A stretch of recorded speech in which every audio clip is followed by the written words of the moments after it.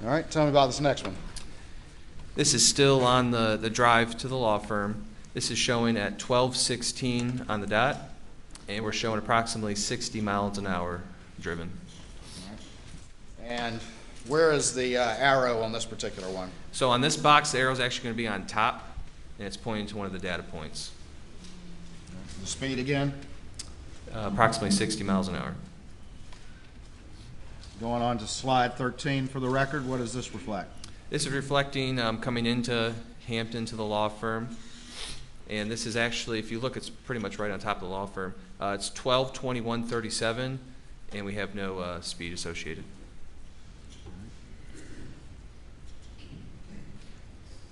All right, and then the next slide, slide 14. This is 12:24:06 with no speed reported. This is when he's arriving. This is the last data point I could find. All right, so he's arrived at work at that time, correct? That is correct. 12:46? 12:24:06. All right. Going to this next slide, explain to the jury what this is, and we're slide 15 for the So after each drive, we're going to have a slide that's going to show a max speed from all the data sets on Excel. The max speed for his drive from Moselle to the law firm that morning was 12:13:19. The max speed was 65.8 miles per hour, and the average speed of that whole drive was 37.24 miles an hour, and that time was at 12:13:19 during his drive. All right, we're moving now to slide 16. Tell the jury what this represents. This one's going to represent Alex leaving work at the law firm, heading to his house. It shows at 6:24:18, and it shows him going 8 miles an hour, just starting to leave. All right, PM? PM. And the speed? Approximately 8 miles an hour. Going on to slide 17. This one's showing at 6:26:54 p.m. It's showing his Suburban going approximately 42 miles an hour on his drive home. The arrow is going to be on the top right.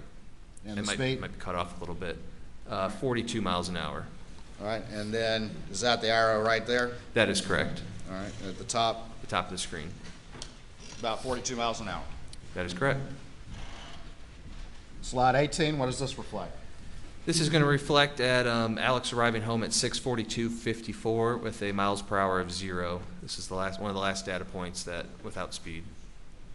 6:42 p.m. arriving back at the residence, That is correct. and the arrow is pointing to what?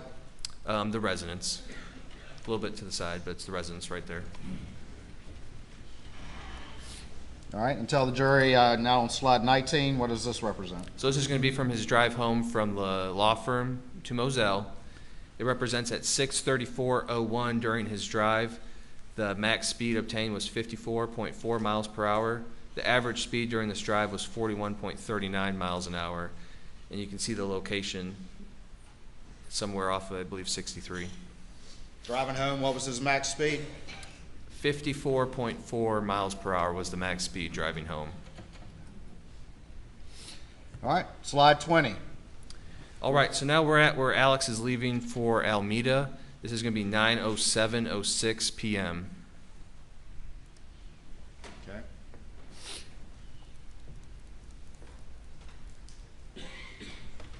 And again, we'll go through the timeline in a bit, but is this generally consistent with some of the telemetry data that Falfosky did? It is Suburban goes underway at what time? 9:07:06 according to this data. Moving on to the next slide. Like Where's previous the Suburban at this point? Like previous slides, this is going to be the Suburban pulling out onto Moselle Road, coming right out of the main entrance, going about 15 miles an hour. This is going to be at 9:08:06.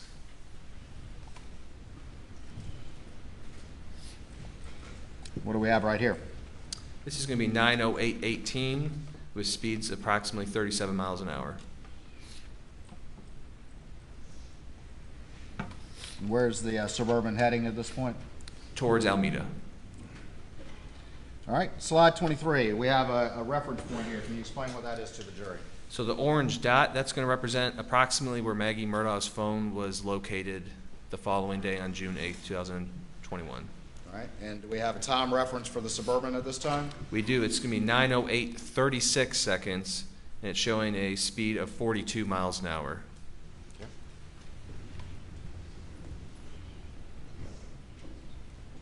Moving on to the next one, tell the jury what this is.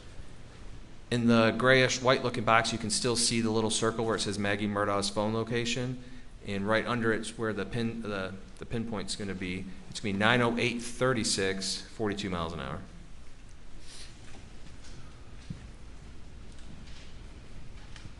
Next slide, 25. Slide 25.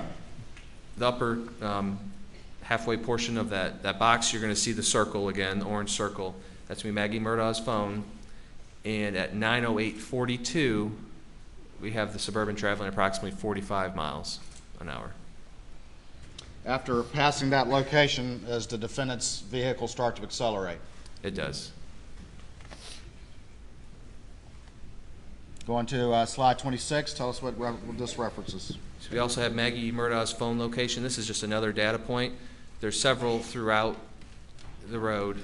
This one is showing 90854, 44 miles an hour. Slide 27. This is going to show you another overview of this data point in location to Maggie Murdaugh's phone. 90854, 44 miles an hour. Slide 28. This one's further down the road past Godley Farms Road, just for a reference point. This is 90906, traveling 48.6 miles per hour. Slide 29. This is another data point in reference to where the phone location is. 90918 p.m., traveling 49 miles per hour.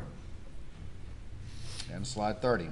This is going to be another data point at 90918, traveling approximately 52 miles an hour. Slide 31. This is also going to be another one on Moselle Road, coming up to Dobson Road. It's going to be 90924 p.m., traveling approximately 52 miles an hour. And then slide 32. This is also going to be another data point on that road, 90942, traveling approximately 54 miles an hour on Moselle Road. All right, going to slide 33, has our sort of map orientation changed? It has. This is still on the drive to Alameda. I believe this is going to be 63 or Snyder's Highway or Walterboro Highway.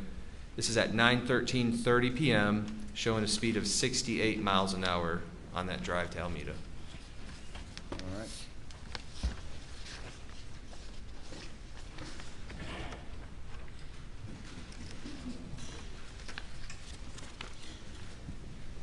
And I'm going back to slide 3.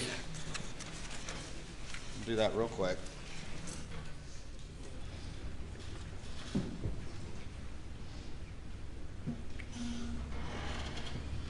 And the slide that we were just seeing when the orientation changes, can you come down real quick and kind of describe generally what we were looking at when we started and then the where we're at on that slide that we were just about to look at?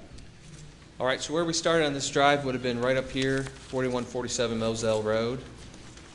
4147 Moselle Road. This would have been Moselle Road that we just showed all those data points. Would have made a right onto Dobson Road and then a right onto 63 Snyder's Highway. It's approximately somewhere around here on Snyder's Highway where that data point we just looked at. All right, returning to slide 33. All right. And right there is going to be approximately where the data point is at. Okay, and what's the speed there? 68.7 miles per hour. Going on to slide 34. This is going to be at 9:14:36, showing approximate speed of 69.4 miles per hour. It's going to be on the top portion. All right, moving on to slide 35. This is going to be at 9:16:48, showing approximately 70 miles an hour. It's going to be the top portion of your screen here, coming into Varnville. All right, and down at the bottom center of the screen, what is that? Right here. That is going to be the Alameda property, and just a reference, this is going to be coming into Varnville. All right, right here, what do we have on slide 36? This is going to be the Alameda property. You can kind of see it behind the other record part, but it's showing at 9:22:06. His Suburban's pulling, making a left into the Alameda property. Slide 37, what do we see here? First of all, orient the jury as to what the map image reflects, and then describe the data point, please. So the map image is going to reflect, you're going to make a left into the driveway. There's a railroad track, I believe here. It's a curved driveway coming in, and then right here is going to be the house. There's a little carport right here, and then the driveway is this whitish part that you see on your screen. All right, and then up here, generally in the property, we can see a roof and that sort of thing. What generally are those? Those are going to be some outbuildings on the property. The trees are there's a decent amount of trees right here, but there's, I believe, 2 outbuildings right here. This white area right here just above the house, what is that? That's going to be where you would park. It's a paved area in front of the carports. Where do the data points reflect the Suburban going, though, when it arrives? The data points for the Suburban, it looks like it went toward, like, a little bit into the grass, closer to the wood line over here. And that's going to be at 92239. Closer to the wood line and the outbuildings? That'd be correct. All right, and again, what time is the arrival at Alameda? 92239. And this is just, so that this right here is going to be a better overview without the box. The box. You can see right here is going to be the driveway leading in. And this is where a carport would be, where the vehicles would be parked. And then this is the main house here. Then you have your outbuildings.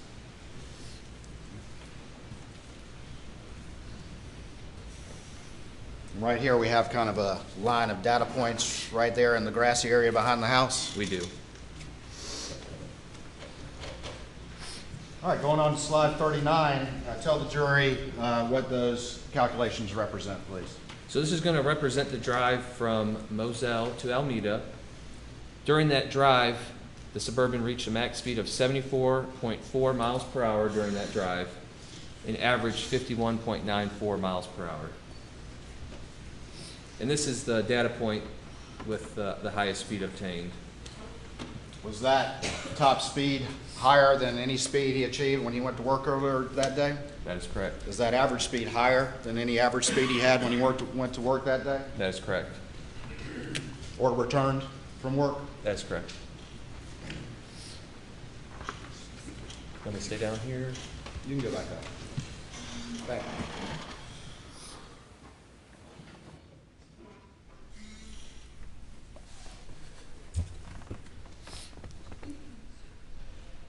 That max speed again is what on the trip to Alameda?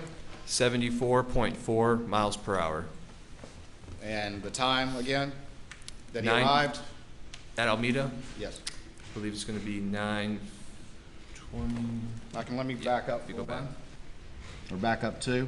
9:22:39. So 9:22:39. He reached his max speed at 9:14:13. On June 7th, 2021 at 9:22 p.m. is it dark? That is correct. All right, we've gone on to slide 40. Please tell the jury what this represents. This is going to represent at 9:43:18. This is when we first saw movement. And this would be Alex leaving Alameda en route back to 4147 Moselle Road. It's shown approximately 2 miles an hour. All right, and the time again? 9:43:18. The arrival time that you just testified? That's correct. What was the arrival time that you 9:22. And he's leaving at what time? 9:43. So approximately how long? 20 minutes.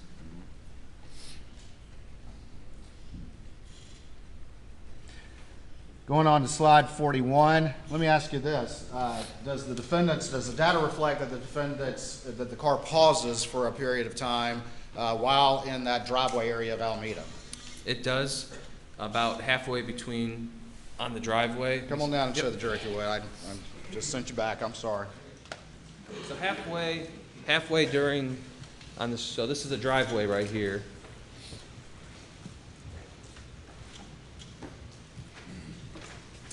So this is the driveway just for reference.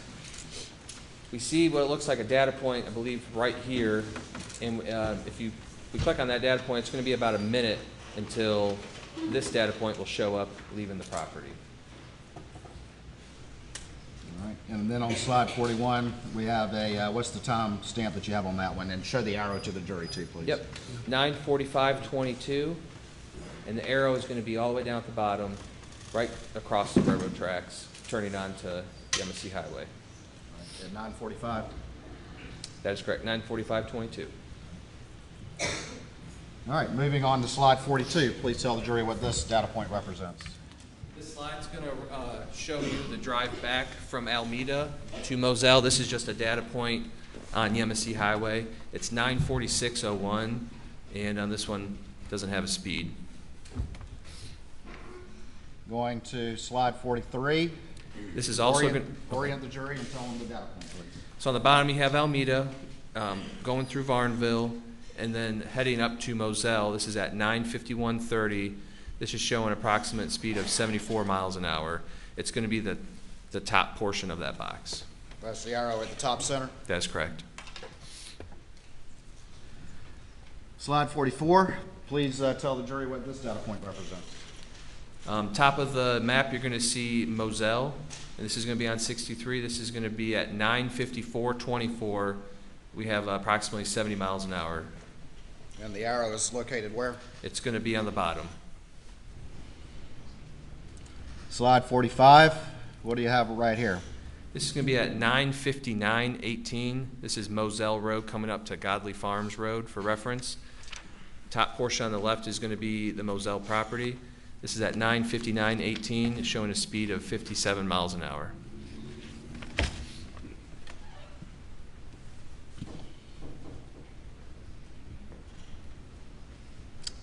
All right, we've moved on to slide 46. Tell me about that one, please. So this is going to be the arrival into Moselle. This is showing 10 o'clock on the dot, showing 7 miles an hour, making a left into the main driveway. 10 o'clock on the dot. That is correct. And slide 47. This is about 30 seconds later. This is 10 o'clock. This is about halfway down the driveway of the main house, showing 22 miles an hour. All right. Slide 48. Tell the jury about the calculations reflected on this slide. So this is going to be from his drive back from Alameda to Moselle Road. The max speed that was obtained during that drive was at 9:51:43 seconds, was 80 miles an hour. The average speed was 46.52 miles an hour during that drive. Is that average speed going to also, though, include that minute where the car paused at the driveway in Alameda? That's correct. The top speed was what? 80.16 miles an hour. And at this time period, would it have been dark outside? It would. Let me ask you this. You're a law enforcement officer that works in this area of the state, correct? That is correct. And have you, during the course of your law enforcement career, have to respond to emergencies or call for services and that sort of thing? That is correct. All right. And this particular road that we've been talking about, these roads, have they recently been paved? They have. And was that after the murders occurred on June 7th, 2021? They were. Or were you familiar with the condition of the roads and what they were like on that route prior to them being repaved? I am. All right. And tell the jury what running code is. If you have an emergency or a call for service, an emergency, what is running code? Running code is where you activate your blue lights and siren, and you go above the posted speed limit at a safe fashion to get to your arrival in a safe manner. That's when the cops turn on the lights and they're heading to the scene. Yep, blue lights and sirens. All right. And you're traveling as fast as you possibly can and still be reasonably safe. Is that correct? That is correct. And have you had call prior to this road being paved to run code down that road? That's correct. All right. Would you at night, or did you ever at night, on the roads as they existed at the time of June 7th, 2021, run in code with your lights on, run 80 miles an hour down that road? I would not, no. And why not? Tell the jury why not. Due to the time of night, the heavy deer population out there, as everyone could probably see, I mean, deer will run out all the time, and especially with all your lights, it attracts the deer. So it's actually worse having your blue lights on sometimes. The deer actually are kind of attracted to that light. And then also the road conditions, the road was, was a lot of potholes. And was the defendant's top speeds on both the trip to and from Alameda in excess of any max speed in his trips previous in the day? That'd be correct. Posted speed limit is 55 on 63.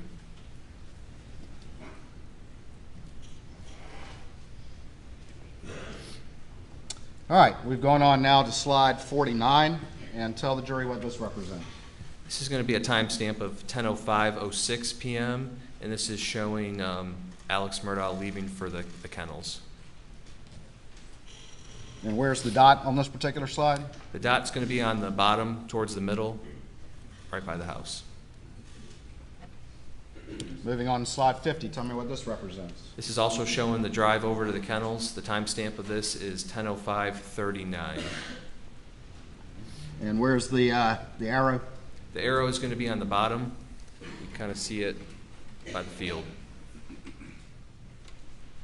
All right, going on to slide 51, what does this represent? This is just saying the max speed was obtained 28 miles an hour at 10:05:49 during that trip. Okay. And then slide 52. This is showing the Suburban arriving at the kennels 10:05:57 p.m.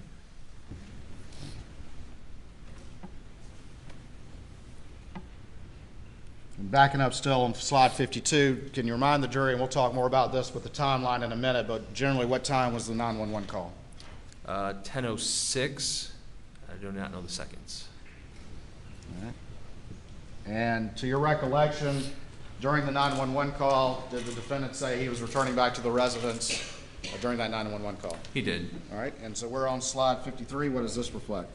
This would be him heading back to the house around 10:11:54. All right, slide 54. This is just also showing him driving back to the house at 10:12:18 p.m.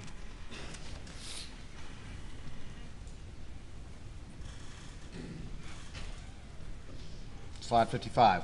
It's just another slide at 10:12:30 p.m. showing 32 miles an hour. And where's the dot? The dot is going to be on the bottom, and it's going to be on the main drive to the house. Slide 56. This is going to be at 10:13:54 showing 2 miles an hour, and it's right next to the house. All right, slide 57. This is just showing on that max speed from going from the kennels back to the house was at 10:12:19, and the Suburban reached 35.78 miles an hour approximately. Slide 58. This is just showing the drive back down to the kennels. This is during the 911 call at 10:14:30 p.m., showing approximately 24 miles an hour. And then the final slide in this exhibit, what is that? This is just showing the max speed at 10:14:25 of 30 miles an hour during that drive. Does that complete your placing of those GM OnStar data points into the CAS program and these slides that you've relayed to the jury? It does. Your Honor, I'm about to move on to another exhibit that's lengthy. This might be a good time. I would request or suggest a break at this time. All right, ladies and gentlemen, we'll take a break at this time. Please do not discuss the case.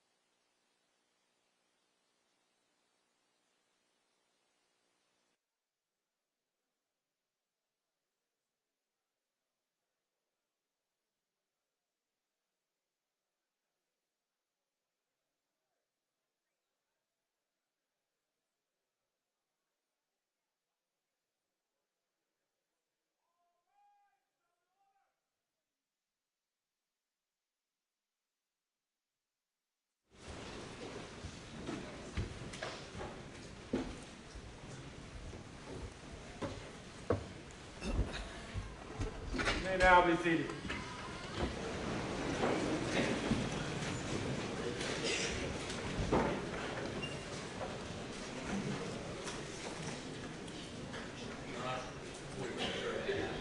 Yes, sir. Difficult question.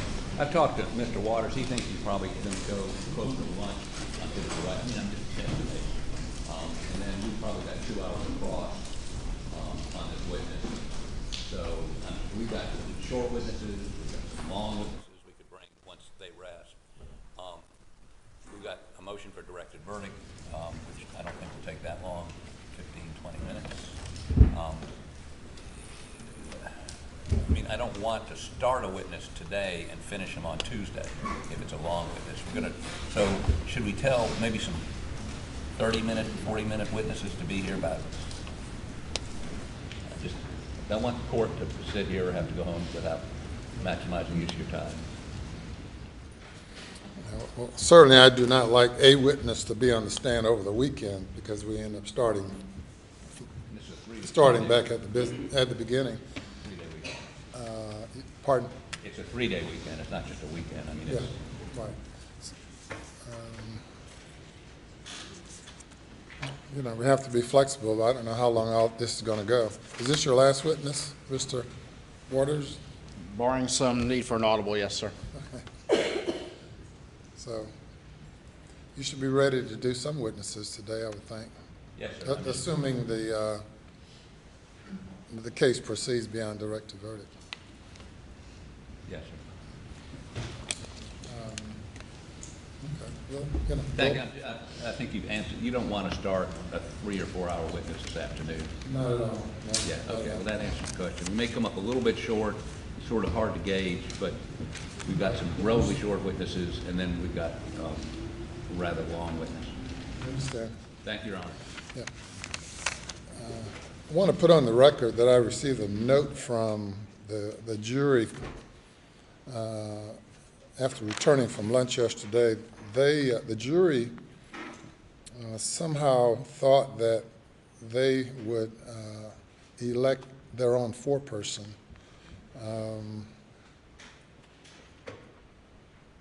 And asked me if they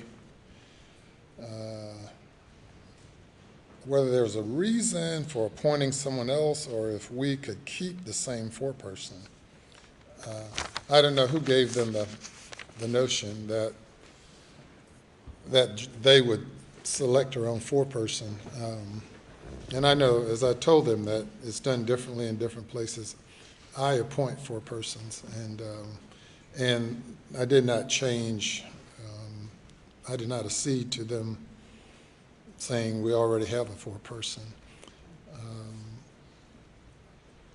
But that was the reason I gave an explanation right after lunch, explaining to them that the fact that you are a foreperson doesn't give you any more authority than any other juror. But I want to make this note a part of the record. If I could also, if we conclude this witness, and obviously I would request at the conclusion of that witness that there be at least a brief recess just to do an exhibit check and any housekeeping if we are going to rest at that time, if I could have an opportunity quickly to do that outside of the presence of the jury. Okay. 2 short witnesses, it sounds like, at best, this afternoon. Thank you, Your Honor. Okay. Very good. Bring the jury.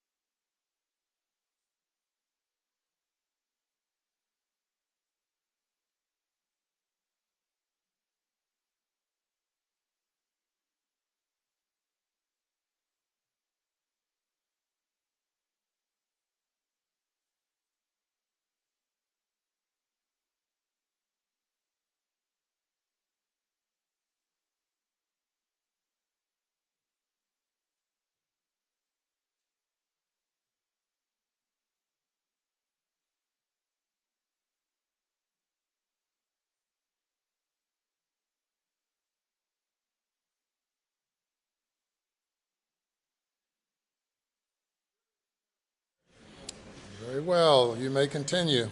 May it please the court, Your Honor. All right, Special Agent Rudolski, we just finished with the GM OnStar data. That was 524. And again, just to remind the jury, you prepared two timelines. One is 520, which is the big one, correct? That's correct.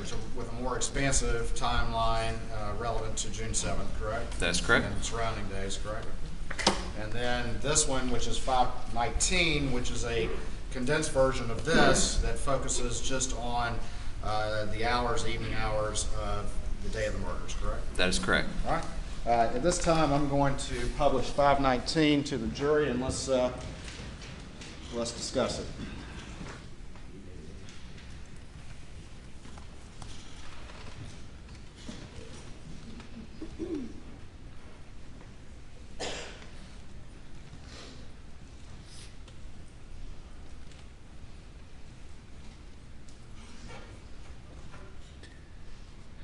All right, just real quick, I want to go through this opening page, and this is the condensed one, 519, is that correct, up on the screen? That is correct.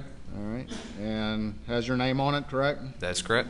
All right, and then we have a reference guide right here, and if you would just explain just some of the various sources of information that have been admitted before this jury that you ultimately synthesize into this summary timeline. Okay. What we have here is we're going to have cell bright extraction report. It's going to be for Paul Murdaugh, which as you go through this timeline, PM is going to refer to Paul Murdaugh. We're going to have AM, which is going to be Alex Murdaugh's cell phone extraction, and then MM, which is going to be Maggie Murdaugh. So anytime you see the abbreviations, that's what it's going to refer to. We have their cell phone extractions here. We also have the FBI telemetry report. We have the FBI CAS data. We also have different reports from the phones, like the Axiom reports. We have an ALPR report in here, which is actually probably not in the condensed one. That's going to be automated license plate reader data for Maggie Murdaugh's Mercedes. We're also going to have some Snapchat data, and then data from Rogan Gibson, Paul Murdaugh, Alex Murdaugh, Maggie Murdaugh, and Buster Murdaugh's CDRs, which is the call data records from Verizon. Pause you real quick. So we have extractions. Tell the difference to the jury, and I don't mean to point out with the stick, between an extraction and then CDRs or SIL data records, please. So the extraction is going to be what, like Britt Dove testified, what he actually extract out of the phone. And then the CDRs is going to be what Verizon testified, which is going to be their records of phone calls and text messages. So two separate data sources from two separate entities. All right, and continue on, please, with the remainder of the data in your summary timeline. We have referenced here a couple different, like Knowledge C database. That's kind of like the Axiom database. It's just another database that was, records were provided to me from. We also have a PM PED building access log, and then in the big timeline we have the 911 recordings, and then just want to point out a Dylan Hightower extraction. That would have been the first phone extraction of Alex's phone 2 days after the 7th. All right. And then we have the GM OnStar data. Okay. All right, and then down at the bottom here, we have some color-coded things on the left of the screen and then a box on the right. So quickly explain to the jury what those reference points mean, please. On the right of the screen, you're going to see the 2021 Suburban log file excerpt. Farkowski from FBI had that Excel sheet with all the different colors and everything. This is going to be a reference guide, so when you're going through this, what the colors actually mean on the data. All right, And give then, an example of what you mean by that. so you're going to see kind of that reddish, pinkish color. That's going to mean that the infotainment center is booting up. So when we go through this timeline, you're going to see that data section highlighted with that color. That's what you'll know is happening with the data. If you see pink, it's going to be a propulsion. When you see blue, it means that it's either in and out of park. And that's kind of just how we're going to be reading it as we go along the timeline. All right, and then these addresses have colors over here, and just, we don't have to go through every one, but the first one, that red one, what one is that? 4147 Moselle Road. All right, so if we see that little red box with an arrow on it, that's Moselle on the map. That is correct. And then the green is what? It's going to be Almeda, the Almeda property. Okay. We'll talk about the others as we go through. All right. All right, let's start moving through it.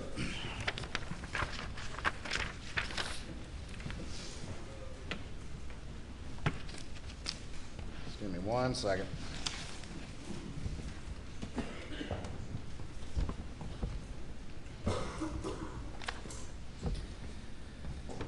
All right, all right, so this timeline, this condensed timeline begins roughly when? Around 6 p.m. All right, on what day? June 7th, 2021. All right, and let's start at 6:04, and I want to move through this expeditiously, and we'll stop and talk about some specific entries as we go through, okay? Okay. All right, and so starting there at 6:04, does Paul Murdaugh have any phone activity? He does. He calls Will Loving.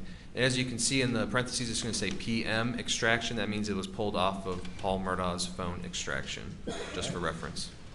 All right, and Will Loving, that's the individual that testified weeks ago. That is correct. And 6:08, what activity we see on Paul's phone? He makes an outgoing call to Dad, which is identified as Alex Murdaugh. It shows answered, but 1 second long. All right, and what was the source of that information? That was from Paul Murdaugh's phone extraction. It does not show up in Alex Murdaugh's original logical dump or the second one from Britt Dove, but it does show up on his CDRs from Verizon. So that'd be the records that Verizon actually keeps for the phone. All right, and can a user of a phone affect the CDRs that are with the Verizon phone company? They cannot, no. Or can the user affect what data remains on their phone? Yes. And frequently throughout this timeline, do we see instances in which there was a call logged on on Alex Murdaugh's CDRs, but was missing from his phone from the extraction? That is correct. Don't leave the witness. All right. Can you explain any difference between the CDRs as it relates to Alex Murdaugh's phone and whether or not there's any missing call logs on the extraction from his phone? As we go through this extraction, you're going to see that multiple instances we're going to have calls showing on Alex Murdaugh's CDRs that we could not find on the logical extraction or the Britt Dove full extraction of Alex's phone, and that's going to be notated on the bottom if it was not in the extraction. All right. It's 6:09:48. Do we have any communications on Maggie's phone? This is going to be a iMessage from Maggie Murdaugh to Paul Murdaugh stating, "You okay getting little foot massage? Then I'm heading home." And that was obtained from Maggie Murdaugh and Paul Murdaugh's phone extractions. At 6:10:01, going to the bottom of this page, that being page number 2, is there another message from Maggie to Paul Murdaugh? This is also going to be iMessage to Paul stating, "Love you and Blanca cooked you dinner." Moving on to page 3. And what does this reflect right here? This is going to be from FBI agent Matt Wild. This is going to be from his report. This is for Paul Murdaugh. You're going to identify that in the right-hand corner where it says Paul. Just for reference, anytime you see a map, if you look on the right-hand corner, it's going to tell you whose map that is for. All right. And just generally remind the jury what this map reflects, please. This is just showing generally where the cell towers are located and where the area, whenever like a phone call or text message, where it was pinging during that time for Paul. And these little red things right here with the angles on it, what do those reflect? That's going to be where the cell tower is and what angle the call would have originated or take place from. All right, and down at the bottom, what's the first time recorded for Paul's cell phone as it pings on these cell towers? It's going to be 6/17/42. And can you describe to the jury generally where these cell towers reflect Paul's phone is moving? So it'd be at the Beaufort area down the right-hand side, moving up towards Moselle, which you can see in the far right corner, that little badge-looking red dot. All right, up here at the top center, what is that right there? That's going to be an arc. It's just a distance arc. But the red dot, what is that? The red dot, that's going to be 4147 Moselle Road. All right. And what times does Paul's phone ping off any cell tower near Moselle? 6:53 p.m., 7:05, and 7:30:05. All right, and we see a 3 right there. Does that refer, or what does that 3 refer to as it relates to that cell tower location near Moselle? It's just going to show you what side of the cell tower it's on, what arc. And what time does it first ping on Sector 1 facing Moselle? 7:05:33 p.m.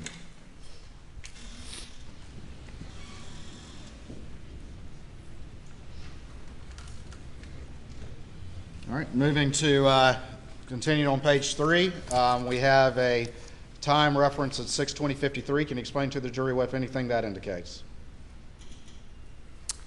We have Maggie Murdaugh. She received a phone call from Proctor Marion. That's how it showed up in her phone. Through the phone number, it's actually Marion Proctor. That's just how it relays in the phone. And it shows rejected. All right, and after that, what, if any, communications were there? Right after that, at 6:21:28, Maggie Murdaugh sends a text message to Marion stating, "Can't talk, getting food, massage, we'll call you back." That was from her phone extraction. Moving on to 6:23, are there any communications with Maggie and Paul? There are. Paul sends a message to his mom at 6:23:27 stating, "What did she make?" And then Maggie replies back shortly after saying, "Country fried steak and mac and cheese." Below that, we have a orange and blue box. What does that represent? So this is going to be from the FBI telemetry data from that Excel spreadsheet that's already into evidence. And this is just showing with that color coordination I talked about earlier. The orange is going to show a system startup. And from previous testimony, that could be, unlocking a car, locking it, getting in close range with the key fob, opening up the rear hatch. Just something that makes, when you get in your car, you kind of hear that noise before you start it up, the telemetry. It's just inner workings, anything could really cause it. Well, I'm asking you, going back to that map, the incident location at Moselle where Paul and Maggie were found murdered, what county is that in? That's going to be Colleton County. And then if you look, we have the pink, which is going to kind of show propulsion, and then blue, which is going to show some kind of shift in the vehicle transmission. All right, down to the bottom, 624, what is that? 624.2, that shows from the FBI report, telemetry report, that the Suburban shows a device connection. That would be Alex Murdaugh's phone? That'd be correct. Okay. Moving on to 6:24 p.m. Is there any data points as it relates to the defendant's Suburban? It is. We have one at 6:24:18 around the PMPED law firm. All right, and what time is that? No, 6:24? 6:24:18, correct. All right, and that map there, is that a data point from the CAS data that you just explained to the jury? That is correct. All right. Moving down, we have some various messages from some of the individuals, is that right? We do. Okay. We have Alex Murdaugh receiving a phone call from Jay Parker at 6:25. 6:27, Paul is sending a message to Britt, saying maybe Saturday. He calls Robert Boyle shortly after, and then at 8:38 p.m., Rogan calls Marianne Dempsey. And to your recollection, what is Marianne Dempsey to Rogan at this period of time? I believe it's a girlfriend currently at the time. All right, moving on to page 5. Mm-hmm. What does this map represent? And who is this from, this map? This is going to be from Matt Wild from the FBI. This is directly from his report. And what phone does this map reflect? Top right, it's going to say Alex Murdaugh with associated cell phone. All right, and then there's a box below that. Explain to the jury again what that box represents. So the box below that, that's going to represent all the times that the pings were logged that Matt Wild actually put in the report. And then the black circle with the angle in the middle, what is that? That's going to show you the cell tower and then the kind of angle that the calls or texts would have been in. And what property is in the sector of that cell tower? 4147 Moselle Road. And it's identified by that red badge-looking dot. All right. On here, this box with the times, those are times of what again? This would have been times of activity that would send to a cell tower that they would have data on. In the 6 o'clock hour, what is the latest time period that you see Alex Murdaugh's phone reflecting activity? 6:52 p.m. and then after that, what's the next time period that you see him reflecting activity? The next time showing on the map is going to be 9:04:24 p.m. Does the defendant's cell phone reflect any activity between 6:52 and 9:04? Between 6:52 and 9:04, there is no activity reflected. At least on the cell pinging. That is correct.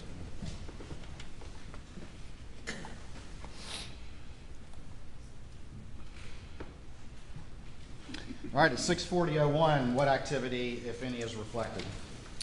Paul calls, and it's going to show up as PA in the extraction, which is Alex Murdaugh based on the phone number. It shows it was answered. It was 2 minutes and 29 seconds long.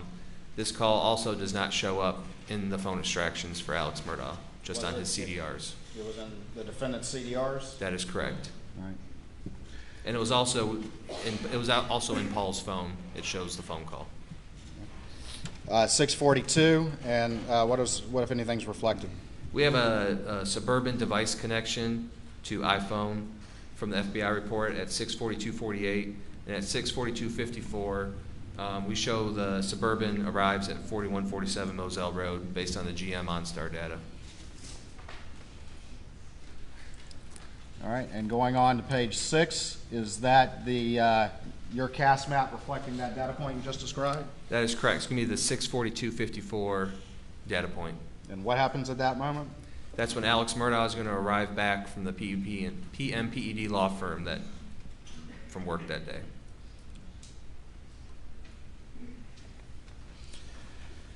All right, moving on. 6:43:50, what if any activity do you see? It shows that Maggie Murdaugh's phone had a missed call from PA, which is Alex Murdaugh. It shows missed, but also it shows up in Alex Murdaugh's CDRs, but does not show up in either one of the phone extractions.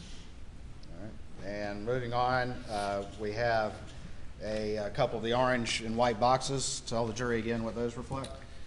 So these are just going to reflect some kind of system boot up. Doesn't mean the car moved or did anything. It just means that door was opened. It just something triggered the car to kind of do a little internal boot up from previous testimony. At 6:53:44, what if any activity do you see? Paul Murdaugh calls John Marvin. It shows 1 minute and 42 seconds long, and that's based off of Paul's phone extraction. So your understanding, when you see those times of the call lengths, does that also include connection time as well? It does. Based on previous testimony from Verizon, that could include how long it takes to get the actual network connected.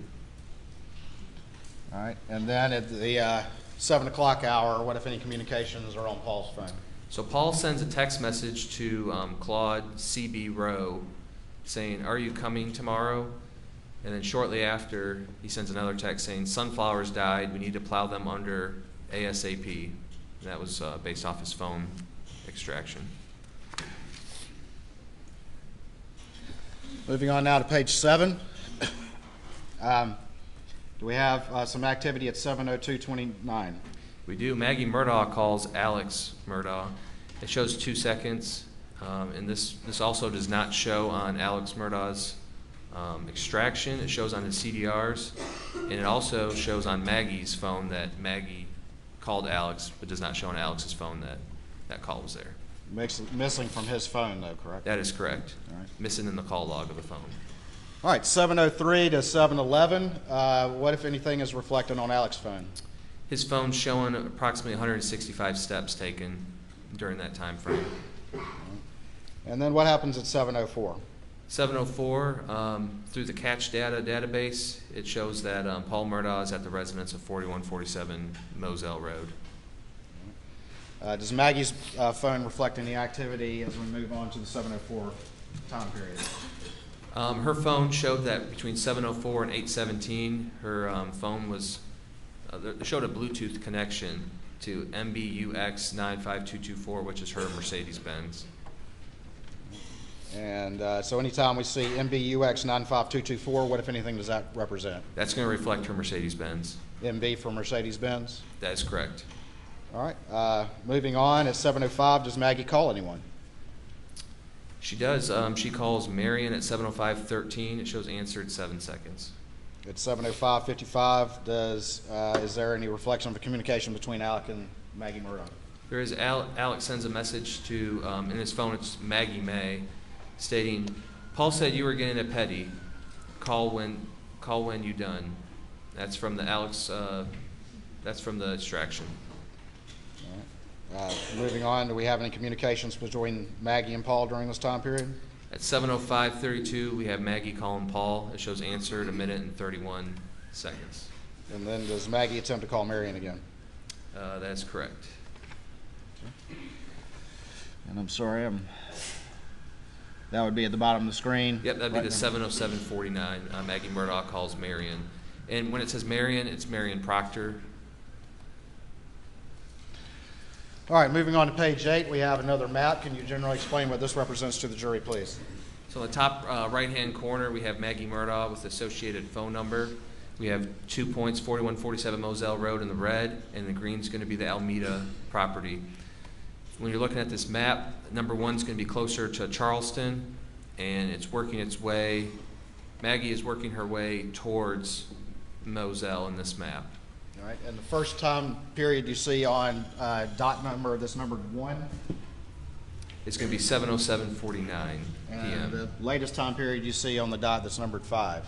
That is correct. That's going to be in the Walterboro area. It's going to be 7:50:20. 7:50:20 is going to be the latest dot, and that's in the Walterboro area.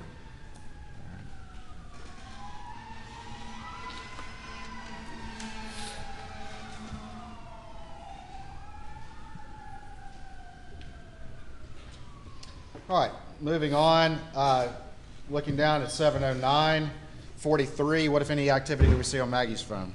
Maggie calls her mom. It shows answered 8 minutes and 17 seconds long. Would that be Ms. Brandstetter? That is correct. We have an orange box. Tell the jury that quickly, please.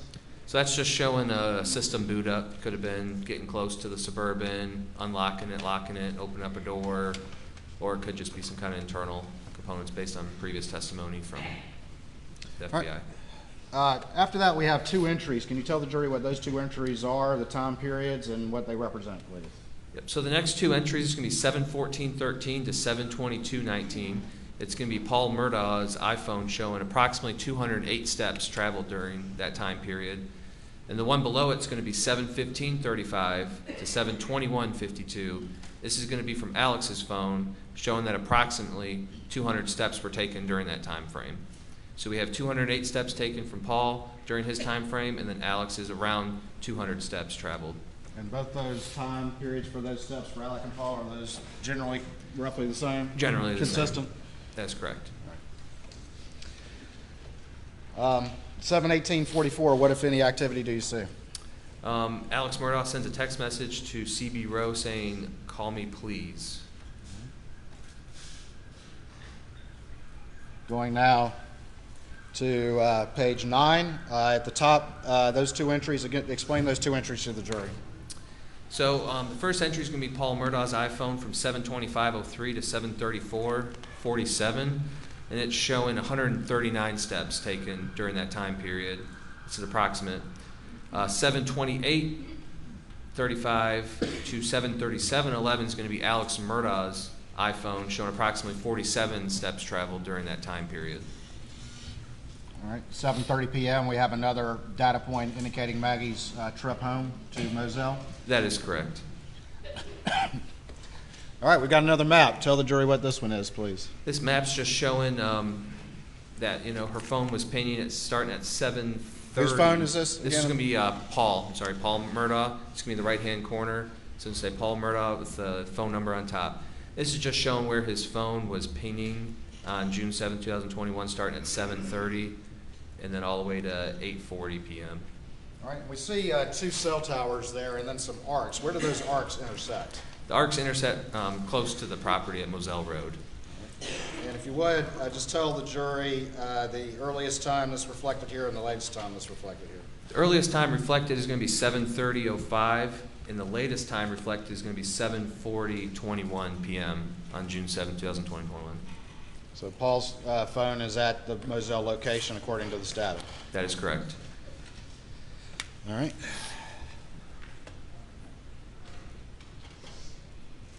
Bottom of page 9. Do we have any communications between Maggie and Marion Proctor? We do. At 7:13 p.m., we show a call from Maggie to Marion at 7:39, which is the length of the call. 7 minutes and 39 seconds. That's correct. Does that include connection time as well? It does. Do we have any step data on Paul's phone in a time period around this time? Paul's phone shows between 7:35:10 and 7:41:43. It shows roughly around 171 steps traveled during that time frame. 7:37 and 7:38. Do we see any activity on Paul's phone with some of his friends? Yeah, Paul receives a Snapchat message from Michelle Beck stating, BC, I have short-term memory loss, and that was based off his phone extraction. And then Paul Murdaugh receives an iMessage from Megan Kimbrell stating, Paul.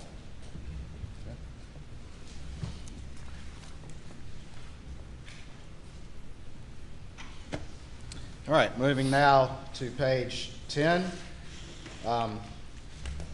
Going to 7:39:55. Can you tell the jury what that data point reflects on your summary timeline? So from earlier testimony, you've seen this this video. This is just a thumbnail picture, and this is when it's showing it was created in Paul Murdaugh's phone. And we have a little screenshot of the creation time. It's going to show 7:39:55 is when this thumbnail was created in Paul's phone. And remind the jury what video that is. I see we got a thumbnail there, but Yep. what video is that? This is going to be that Snapchat video that was sent to a few friends of the tree. You have Alex Murdaugh on the tree that's leaning over. All right, and again, this is when that video, at least the timestamp, was its creation? That's correct, based on previous testimony, yes. All right. 7:41 to 7:48. What, if anything, is reflected on Alex's phone? We show that 29 steps were traveled on his phone, approximately between 7:41 and 7:48. All right, and just talked about the Snapchat video. Looking at this map, whose phone is this? And explain these data points to the jury, if you would, please. Or whose phone is this first, if you would, please? So this is going to be Paul Murdaugh's iPhone, and below it, it's going to be his iPhone location data. So this is not going to be Verizon location. This is going to be location data directly off of his phone. So this is GPS data that's more specific? That is correct. All right, and we see a number of dots up here. What is this area up here generally sort of in the center of this image? That's going to be the kennel area, and then there's that little house, The cabin? the cabin.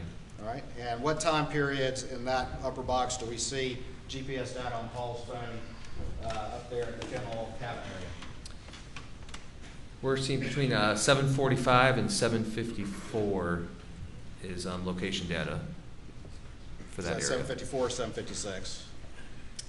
7:56, sorry, it's kind of hard to see. All right. And then we have two data points at the bottom. Is that where is generally that on the property? That's going to be what previous testimony talked about, like a dove field. It's going to be past the main house, closer to the Godly Farm roadside, and that's going to be a data point at 8 and 42 seconds and 8 and 44 seconds. 8 p.m.? That's correct, 8 p.m., June 7th. Oh, darn it.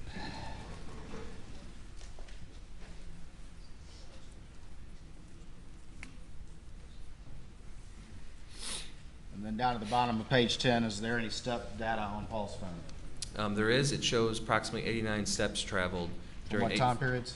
7:45 p.m. to 7:55. Moving on to page 11, we have a map. Tell the jury whose phone that is and what that data point is, please. So this is going to be Maggie Murdaugh's phone. This is going to be Verizon location data. And what we see here is the tower and then the arc of the tower. This is going to be in the Walterboro area. The time is 7:50:03 p.m. All right, and moving now, we're starting to see some references, and there's a little battery symbol on the side. What does that represent? So that's going to represent battery life. So right here, this is going to be at 7:52:28. It's going to show Paul Murdaugh's iPhone battery at 7%. And in your review generally of Paul's cell phone data, was it generally consistent for him to continue to use his phone even if he had a low battery life on it? That's correct. Right. And is that also consistent with the testimony from David Grubbs from yesterday or the day before? Previous testimony, yes. All right, below that, 7:55 time period, we have two entries. Can you explain those two entries to the jury and how they relate to each other, if anything? So 7:55:44 to 8:05:28, we have Paul Murdaugh's iPhone showing approximately 262 steps traveled. And a close time frame from 7:55:32 to 8:05:07, we show Alex's iPhone traveling approximately 270 steps during that time period.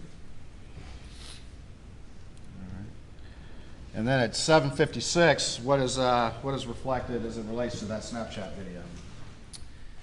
This is when the Snapchat video referencing Alex Murdaugh would have been sent through Paul's Snapchat account to his friends, based on previous testimony. And it was created, you already testified to this, but it was created when? I believe 7:39:55 And it was sent out to his friends when? at 7:56 p.m.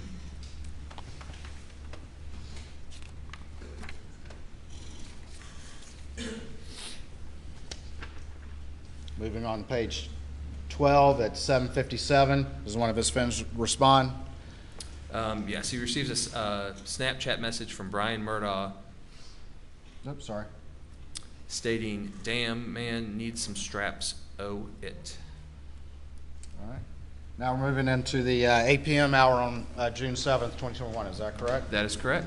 All right, we have a map here. First of all, in the right corner, whose phone is this? This is going to be Paul Murdaugh's phone. This is going to be his iPhone location data. And starting up at the, it's sort of the top center, more to the right. Where does that location generally? That's going to be the little cabin on the property. All right. And what is the data point? What's the time on that data point up there? I believe it says 8:06:20 p.m. All right. And then we see the dots sort of moving down. And in what direction are they generally moving? That's moving towards the main house on the property. All right. And then down at the bottom of the screen, at what time do we see that data point stop at the main residence? 8:14. What's the first data point? 8:08:45 and then 8:14. Paul's at the main PM. residence at what time? First? 8:08:45 p.m.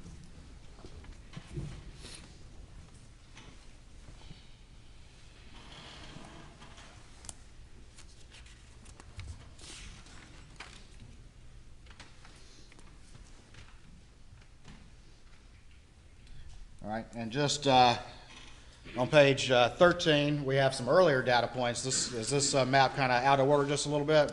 It is. So this is just going to be earlier data points at 8:05:14 and 8:04:45, just showing some location data from his iPhone. All right. So that one should have gone before this one, the one at the bottom of page 12. That is correct. Which reflects Paul again getting back to the main residence at what time? 8:08:45 p.m. Looking below, again on page 13, do we see two entries for Paul and Alex's phone? And if so, please explain to the jury what they are.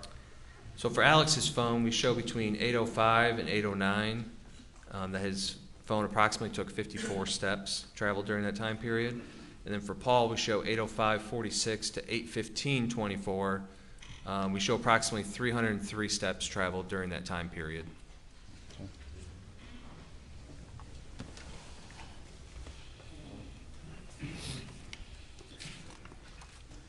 Moving on to page 14, do we see that same map again of Paul's phone reflecting him arriving at the residence at 8:08? 8:08:45, correct. And then still pinging there at what time, at the bottom time? 8:14 p.m.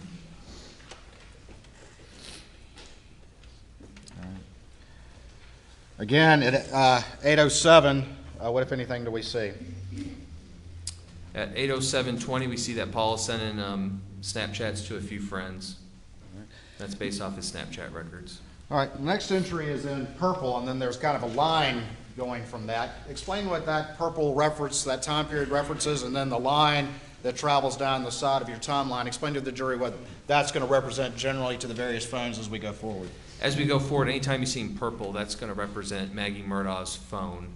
And for this instant, it's going to represent on the left-hand side, the line going down. Anytime you see a line next to something, that means whatever it says on the left. So if it says device locked, it means the device was locked during those other time periods. So this is going to show from 8/11/08 to 8/31/15 that Maggie's iPhone was locked. And as we move down, you can see it continue to the next page. That means during those times it's locked. All right, so we'll see multiple of those as you go forward, just explaining time periods where various devices were locked or other things were going on. That is correct. All right. Moving on to page 15, we have a map. Explain to the jury whose phone this is and what it represents.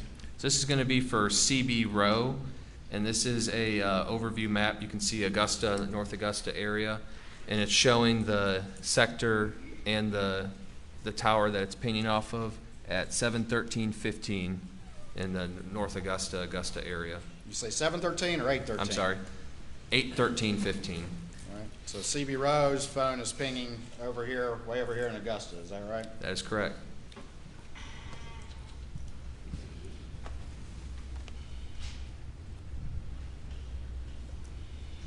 All right, moving to the next map. Whose phone is this? If you could tell whose phone this is, and then what data points you see on this particular map. So this is going to be Paul Murdaugh's iPhone location data, so it's going to be separate from like Verizon location data. And this is showing at the area of the main house, bottom left, and the data starts at 8/14 and goes all the way to 8/35/07. 8:35. Paul's phone is located where? At the main house, 4147 Moselle Road. And down at the bottom of page 15, do we have any step reference for Paul? We do from 8:15:55 to 8:21:45. We're showing approximately 140 steps traveled.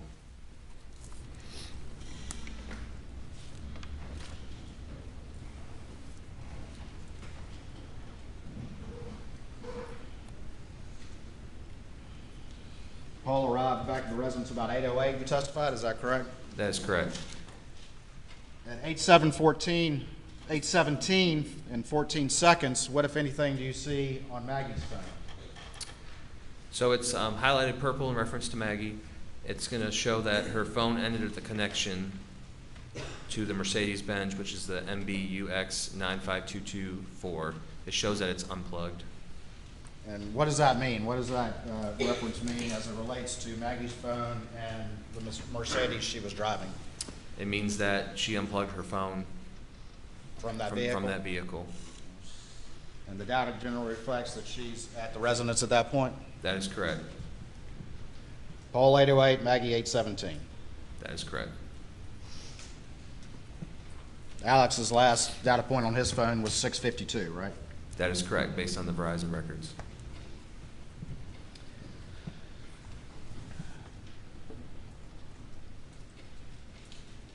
We have at 8:17:44 p.m., do we have a battery reference for Paul? We do. It shows that his iPhone was at 4% battery life at that time. As we continue forward, do we see Paul continue to use his phone? We do. At 8:17 to 8:18, what, if anything, do we see on Maggie's phone? We're showing approximately 38 steps taken during that time frame. All right. And that would be after her phone disconnects from the Mercedes? That's correct. 8:19 p.m., what do we see on Paul's phone? We see that he connects to a PRTC Wi-Fi and that he receives a Snapchat message from Ansley Wilson stating he got the magic touch. He also sends another outgoing text message or Snapchat message. All right. Now, PRTC, his phone connects to PRTC. What is PRTC? So PRTC is going to be the local internet telephone provider for this area. All right. So it's just showing a Wi-Fi connection. And was PRTC, to your knowledge, providing services to Moselle Road? They were providing services to the main house and then the cabin. All right, going below that, we have a series of communications, and whose communications are these going sort of back and forth, a series of communications? This is going to be Paul Murdaugh's series of communications. And I'm not going to read each one or have you read each one, but are these generally communications going back and forth with his friends? That is correct.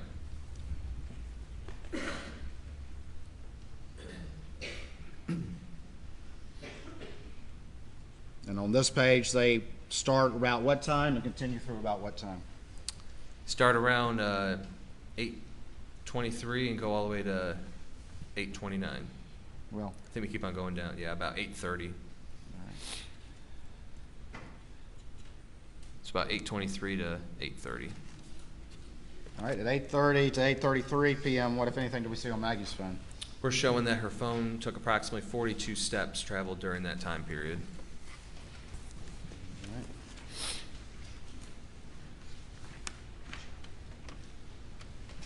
And that starts at what time that Maggie's phone starts reflecting steps? 8:30 p.m. About 8:30. Going on to the next page, page 17.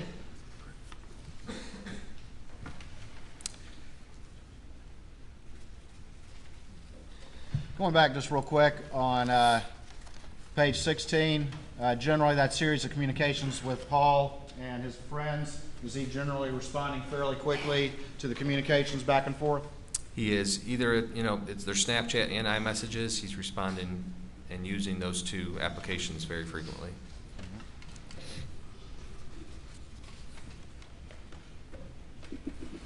Now we're at the top of page 17 at 8:31 p.m. Describe to the jury generally what this data entry is. So this is going to be a group message from John Marvin Murdaugh. He's talking about how they're planning to go visit their dad tomorrow and asking if anyone else is going. Listed here, everyone that's in that group message. And that's generally a number of family members. That is correct. And the dad they're referring to is who? It's going to be Alex's dad. Mr. Randolph. That is correct. And based on your knowledge of the investigation, he had a turn for the worst health-wise around this time? That is correct. All right, well, let's talk about that very quickly. Did the defendant receive, or did his phone receive that text? His phone and Maggie's phone both received the text message. And did the defendant ever read that text, according to the phone at least? According to the phone, it was not read until the following day, 6/8 of 21 at 1:44:49 p.m. And that text came in at what time? 8:31 on the dot. And did Maggie read that text right away, at least according to the phone, her phone? She did not. All right. And when did her phone finally read that text? Around 8:49:26. What time? 8:49:26 is when Maggie read that text. 8:49. 8:49.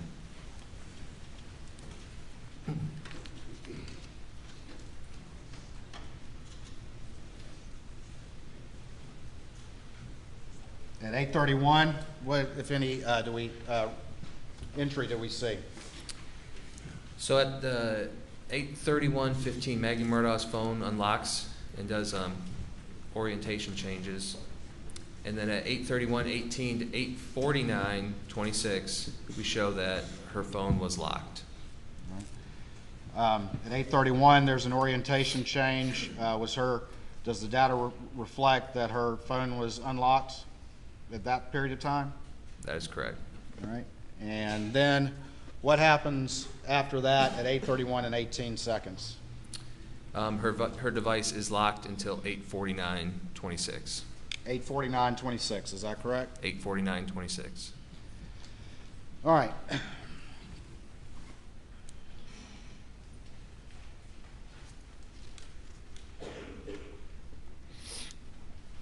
At 8:32:25, we have an entry in green and then a line going down. Can you explain to the jury those time periods and what, if any, significance they have? So green is going to reflect Paul Murdaugh. Anytime you see green, it's going to be Paul, and purple is going to be Maggie. That's reflecting that his iPhone moved approximately 283 steps during that time period. So on the left-hand side, as we go down, and you're going to see other data entry points, if you see the green next to it, that means that those steps are being traveled during that time frame. And now we have a map. Whose phone is that? This is also going to be Paul Murdaugh's, and this is going to be his iPhone location data. All right, and where is that iPhone location data located? That's going to be at the kennel area of the property. All right, and tell me the time periods that he is at the kennels at this point in time. At this point in time, he's at the kennels at 8:38:07 p.m., 8:44:53, 8:44:55, and 8:44:56.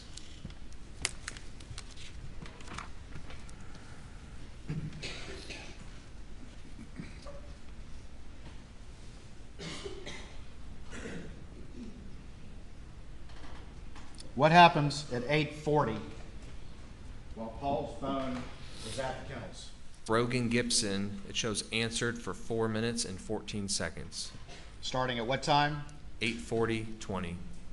And if you have about a 4-minute call, what time does that end? 8:44.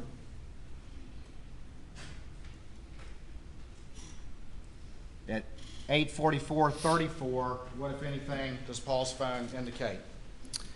So at 8:44:34, Paul Murdaugh initiates a FaceTime video call with Brogan Gibson. It shows answered 11 seconds long. And that's based off of Paul and Brogan's information. And then at 8:44:55, what does it reflect on Paul's phone? This is when this video was extracted and created through Paul's phone, which shows Alex, Maggie, and, well, you can hear Alex, Maggie, and Paul in the background. That's the kennel video at 8:44. That's a kennel video that's been in previous testimony, correct?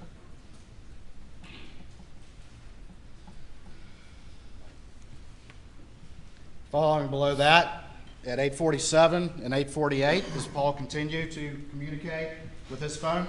He does. He uses the iMessage feature in his phone to send a couple messages to Megan Kimbrell. And it looks like it's based off of movie recommendations. Are those communications for 10 minutes or just for a couple of minutes or a minute or so? A minute or so.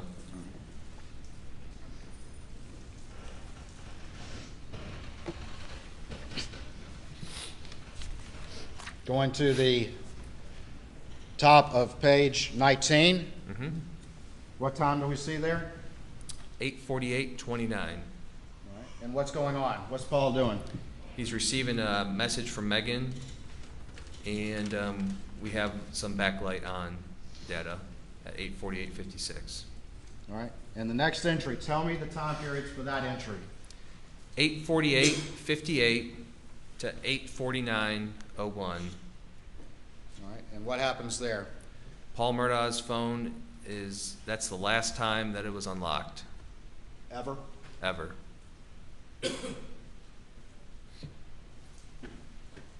$8:49:01.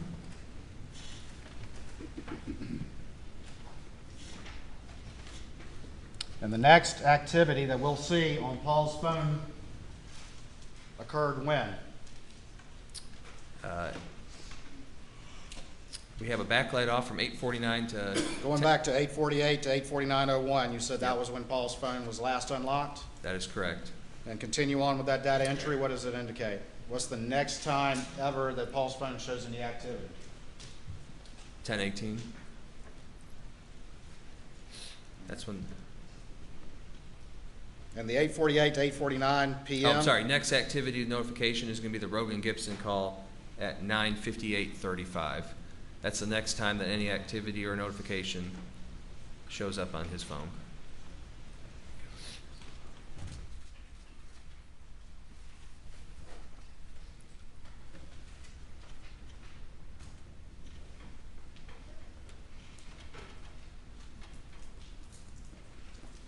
Looking at this entry with the green line on the right side, what are those time periods there, and what do they represent starting at 8:49:01?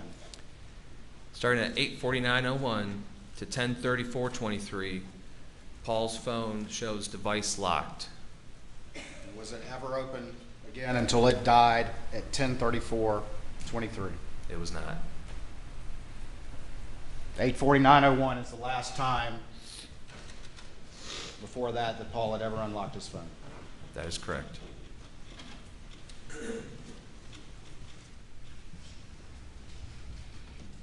Just a few seconds later,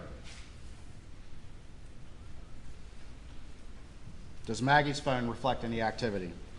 It does. 8:49:26, so approximately 26 seconds later, her phone unlocks for text message notification, and it implements an orientation change. And was that text message about Mr. Randolph that you earlier referred to? That is correct, that group message. I believe it was in response to Lynn. And at 8:49:31, here in red, what happens to Maggie's phone? Just seconds later. Maggie Murdaugh's phone locks forever Forever. Until when? until it's recovered the next day at 1:10 p.m. On June 8th. on June 8th by law enforcement. Do both Maggie and Paul's phone lock forever around 8:49? They do.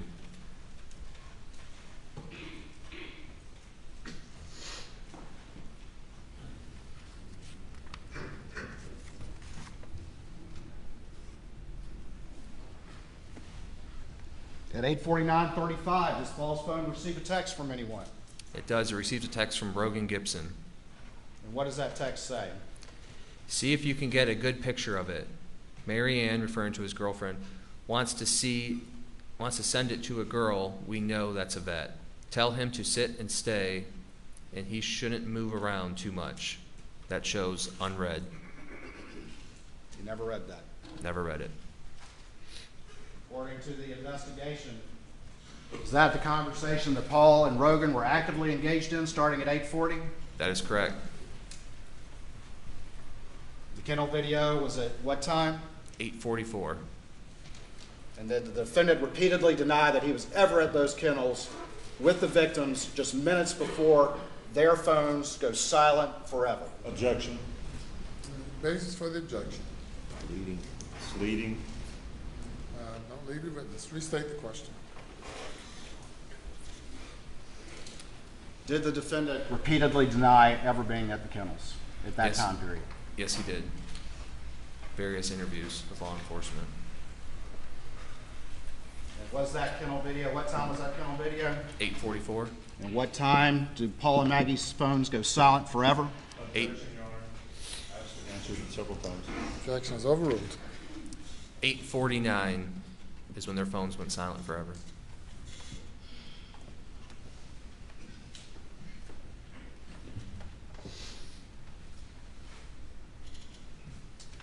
At 8:53, do we see any activity on Maggie's phone?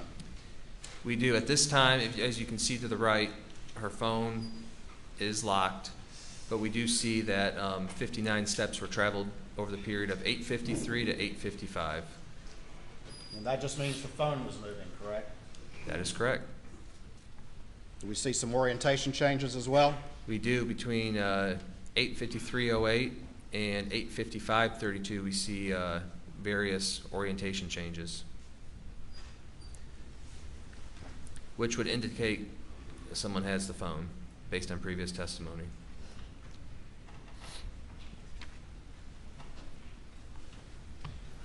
Moving on to page 20. At the top, we have 8:55, and we have a reference to a data point. Can you explain that to the jury, whose phone that is, and just generally what that is based on information gathered in the investigation?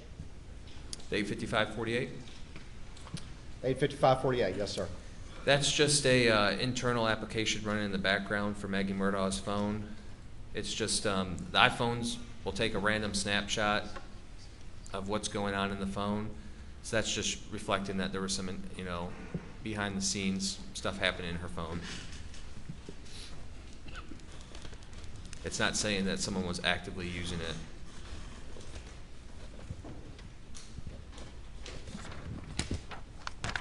Hold on for me just real quick.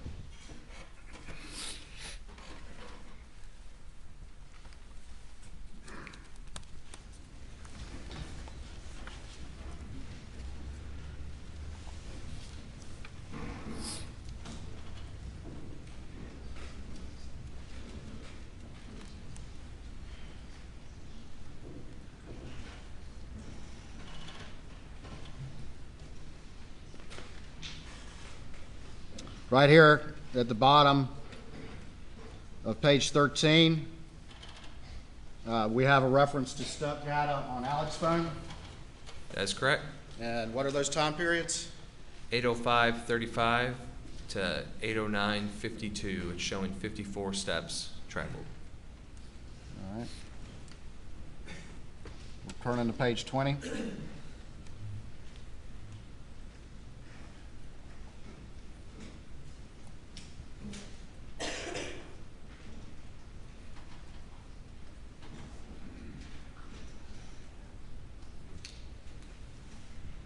What suddenly happens to Alex's phone around 9:02? Pretty much wakes up. And what data point is reflected? From 9:02:18 p.m. to 9:06:47, it shows 283 steps traveled. And how long? How many minutes, roughly? 5 minutes, 5-6 minutes. I'm going to show you what's been marked as Exhibit 521 to your testimony and see if you recognize that. I do. And tell me what that is, please. This is going to be a paste spreadsheet for Paul Murdaugh, Maggie Murdaugh, and Alex Murdaugh that I created. All right. Your Honor, this time I would offer States 521 into evidence. No objection. Submit it.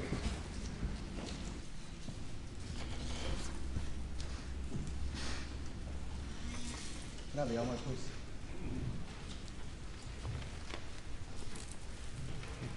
And General, if I could have the screen.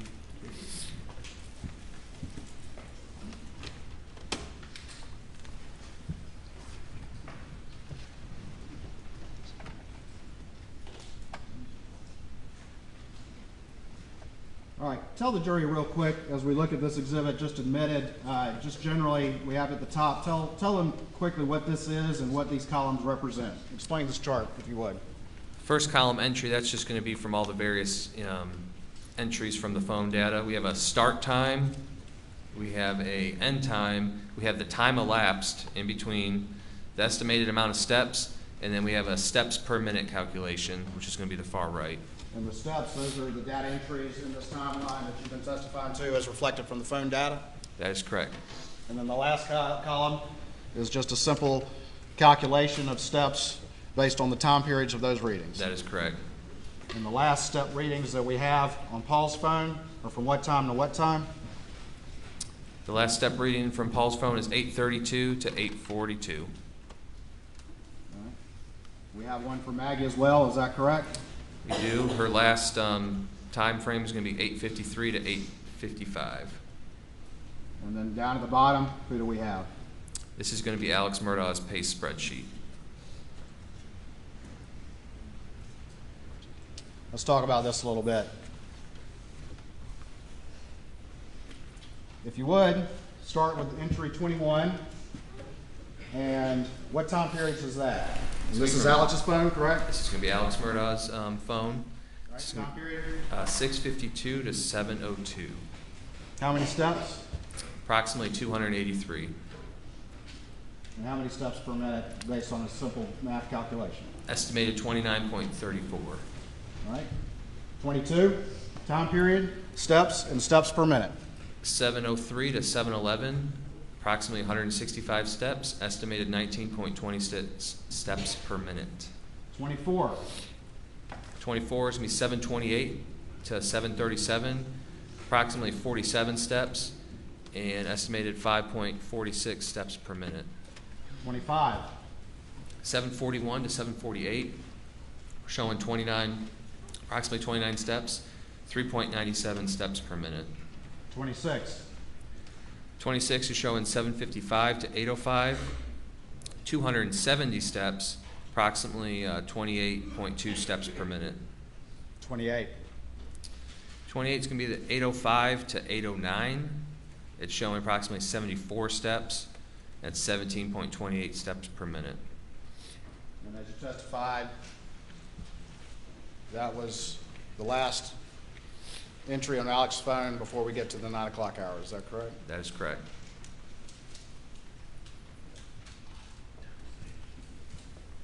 And what time was the video again?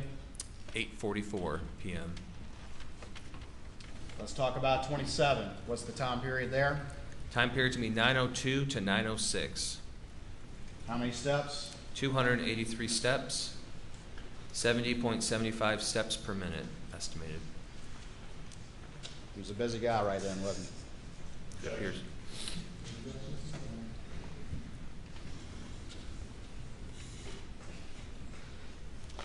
What was the average steps per minute from 902 to 906? 70.75. And was that far in excess of any ratings on his phone in those prior entries? According to this table, yes. Could I have the computer back again, please?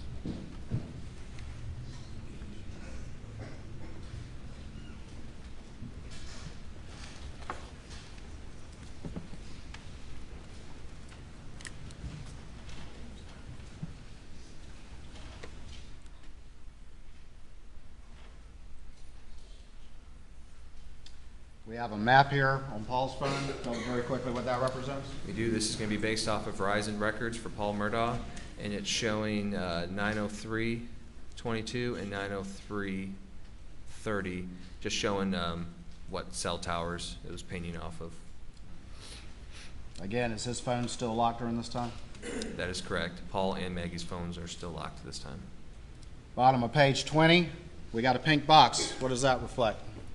That's from the FBI telemetry data, just showing a system startup with the telemetry system. On which To me, vehicle? Alex Murdaugh's 2021 Suburban.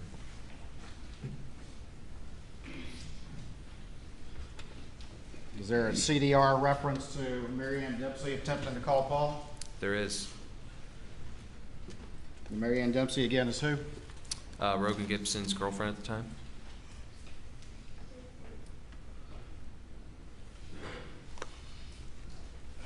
We have two entries after that. Can you explain those entries to the jury and tell the jury what those are, please? Yep. So at 9:03:52 to 9:04:23, Maggie Murdaugh's iPhone backlight is on. At 9:04:23, Alex Murdaugh calls Maggie Murdaugh, shows 18 seconds in his CDRs. This does not show on that Dylan Hightower first extraction or the second extraction. And it also shows missed on Maggie's phone extraction. That one's missing from Alex's phone, correct? That is correct. In the call log, it is missing.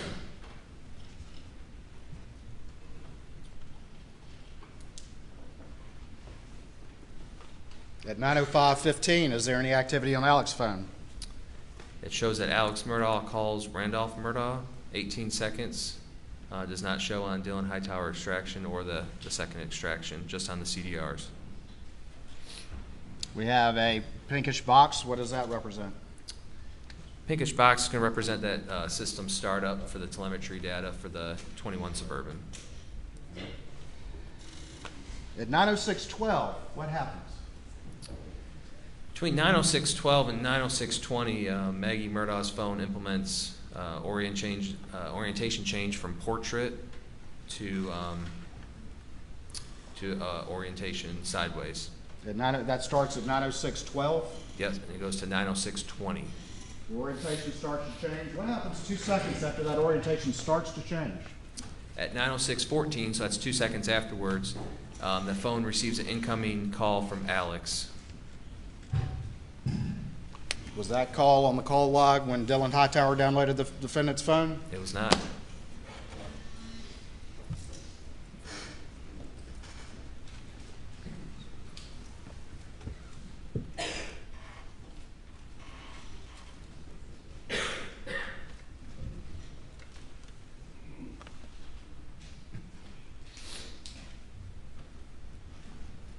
9:06:14 and 9:06:15. Are those referencing that missed call that showed up on Maggie's phone?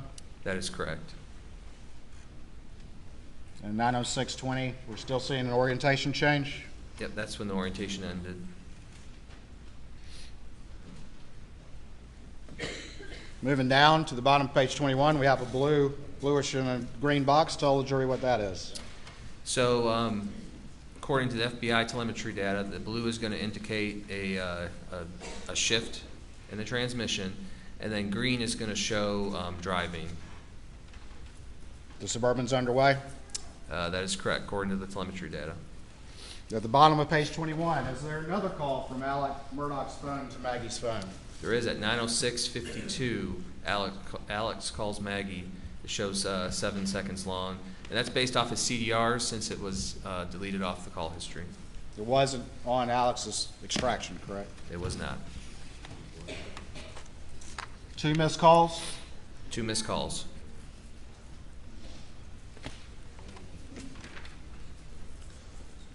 Moving to page 22, at the top, what, if anything, does Alex Murdaugh's phone show in relation to the Suburban? So it's just showing that the device connected to the car. When you get in your car, your phone will pair. It's just showing a device connection to iPhone.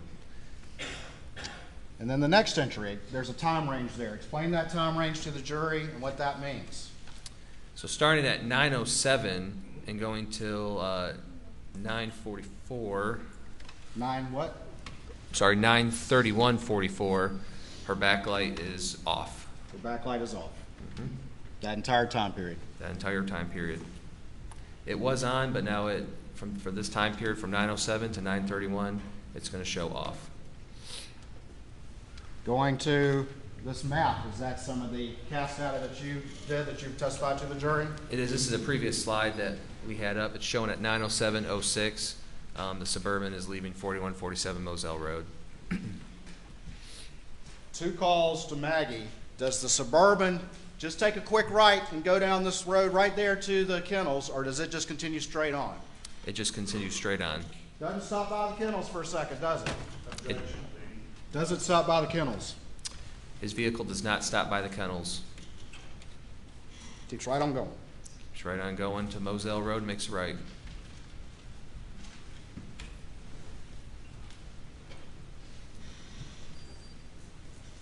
Going down to the bottom of page 22. This is just another data point. It's showing the approximate location of Maggie Murdaugh's phone when it was located. And at 9:08:36, it's showing 42 miles an hour on Moselle Road. And in reference, we're coming up to Godley Farm Road on Moselle Road.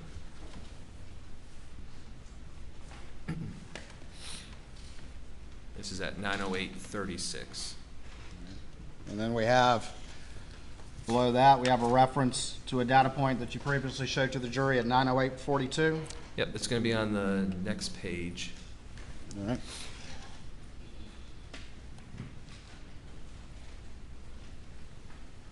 It's going to be at 9:08:42, and it's showing approximate miles per hour of 45 in reference to where the phone was found the next day. And what's the speed on the defendant's vehicle at that point? 45 miles an hour.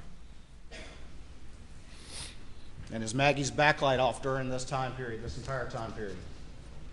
Her phone is locked, yes. And the backlight is off.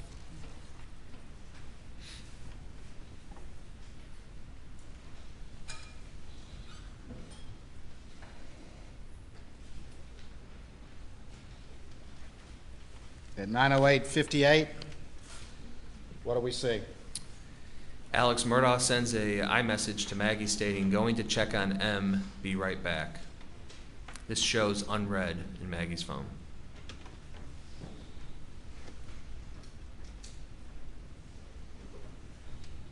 Moving on, does Alex's phone reflect a series of calls being made? It does. Tell me about the first one. First one's going to be at 9:10:47. Alex calls Buster. It shows 60 seconds long. That's based off of CDR since it's not in his phone extractions. And that's again also missing from that entire series of events around the time of the murders that was not on Alex's extraction when it was downloaded. That is correct. It's not in the call log. I'll move on. Been asked and answered.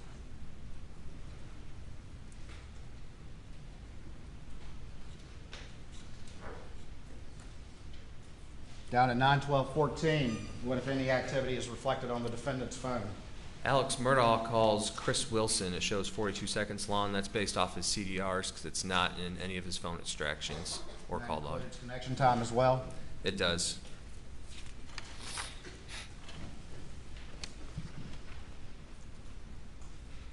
Moving on to page 24, we have a map. Tell the jury quickly what this map reflects. This is going to be an Alex Murdaugh location map from Verizon. It's going to show at 9/12/14 what tower and what sector it's pinging off of, and then at 9/18/46 what tower it's pinging off of. The red dot's going to be Moselle. Green one is going to be the Alameda property. Moving on to the next map, is that similar information of the defendant's trip from Moselle to Alameda? It's similar. It's just going to show you the coverage areas for each tower.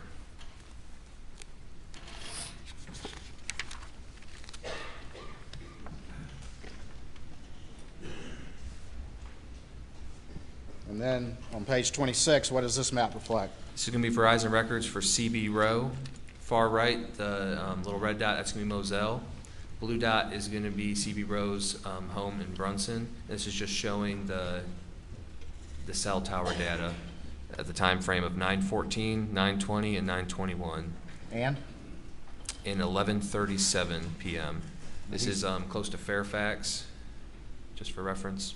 He's pinging in the arc near his home over here in Fairfax, is that right? That is correct. The home's Where's gonna be Moselle? Moselle's going to be that red dot to the right.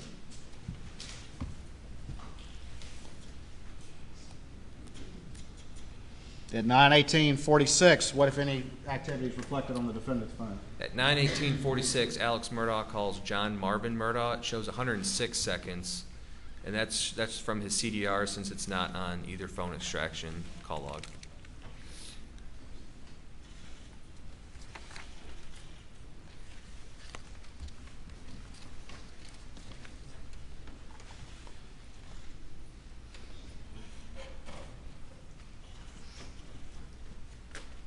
All right, we're on page 26 now. Tell the jury quickly what this map reflects. There's also going to be Verizon records from Alex Murdaugh's phone plotted. It's showing starting at 6:20:34 all the way to 9:46:35.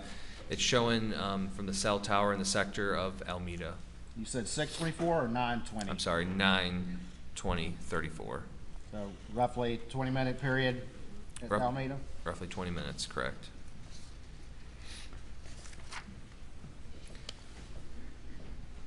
Moving over to page 27, what is this map? This is just going to be a zoomed in picture from the previous one, just showing the same time frame, just showing a little bit more zoomed in from the cell tower in proximity to Alameda.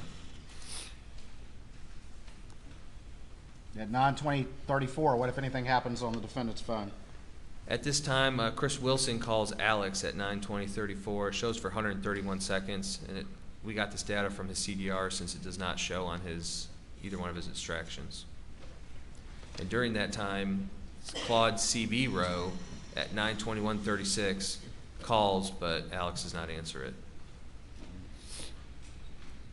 And again, his phone was pinging back at his house in Fairfax at that time period, correct? That is correct. We see the blue and green box. Tell the jury what's happening with Alex's Suburban at this point. So at 21:22, which that's military time, it's going to be 9:22. Green is going to show vehicle movement, and blue is going to show transmission shifting. And the is telemetry that data. consistent with the OnStar data at 9:22:49 of him arriving in Alameda? It is.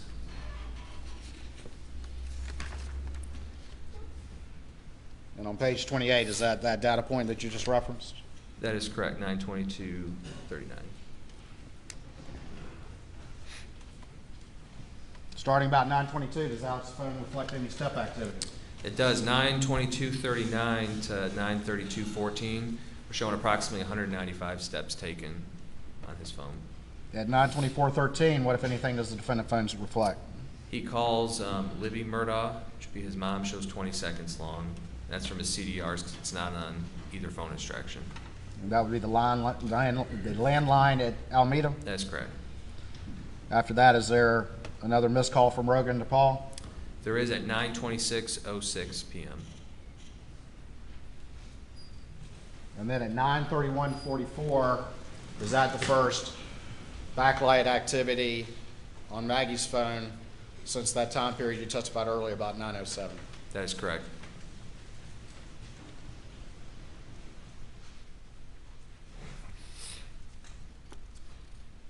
9:34, around that same time, is there any communication on Maggie's phone around the time of that backlight activity?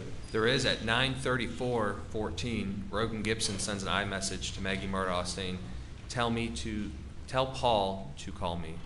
And that shows unread. Never read? Never read.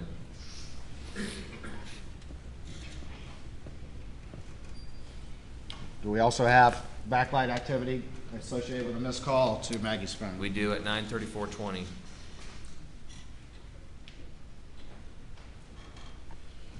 Up here at 9:34 to 9:36:20, it says Maggie Murdaugh's iPhone backlight. Is that backlight off? That's going to be backlight off.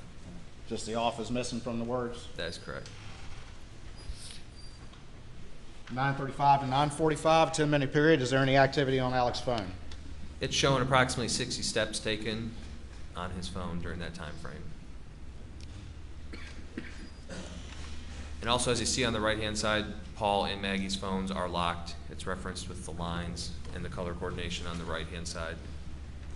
And those lines have been continuing through the past few They've been pages. continuing, correct.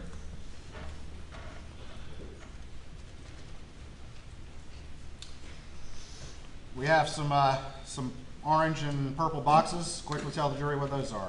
So the orange color is going to be that system startup from previous testimony from Falkowski. And then the pink is going to be engine running propulsion. And is there another missed call from Rogan to Paul? There is at 9:42:17. There's a missed call. And then we have Alex's Suburban showing a device connection at 9:42:49, which is consistent with the data All right. telemetry. Suburban's leaving Alameda around this time. That is correct, 9:43:18. We show it starting at 2 miles an hour.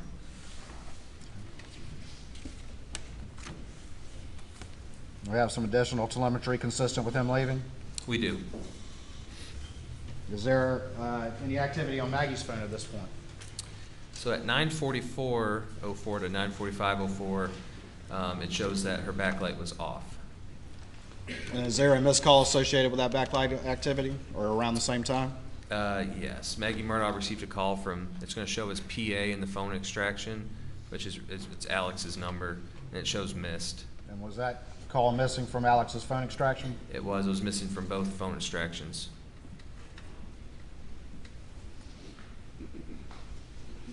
Going down to 9:46:35, what if any activity do you see?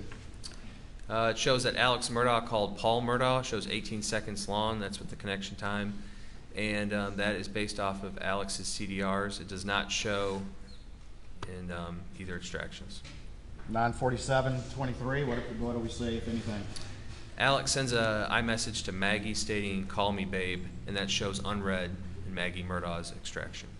And do we see some backlight activity around the time of that text do. message, that unread text message? We do, a couple seconds.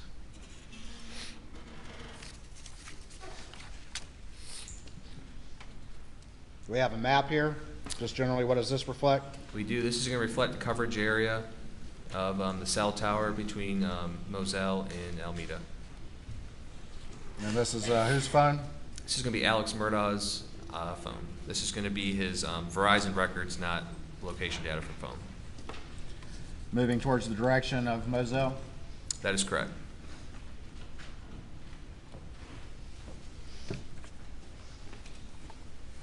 Additional maps consistent with that as testified to by Matt Wild? That is correct, just showing coverage area. At 9:52:15, what if any activity is on Alex's phone? So at 9:52:15, Alex Murdaugh sends an iMessage to Chris Wilson saying, "Call me if up." Just around the time where he's running 80 miles an hour? That's correct. 9:51:43 is when we have the 80.16 mile per hour. All right, moving over to the next page, is there any further activity?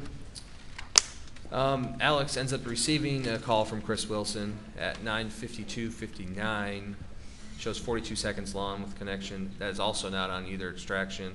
And at 9:53:55, he receives another call from Chris Wilson. Shows 123 seconds, and that is on his CDRs, but not on either phone extraction.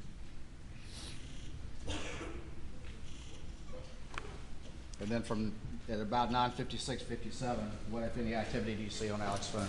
So from 9:56:57 to 10:06:57, it shows that Alex Murdaugh traveled approximately 231 steps traveled during that time. Starting at what time?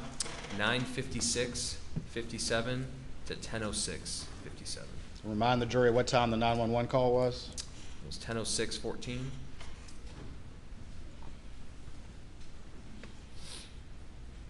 At 9:57 and 9:58, what activities reflected on Paul's records? So Rogan Gibson calls Paul Murdaugh, shows 4 seconds, and that's based off of CDRs.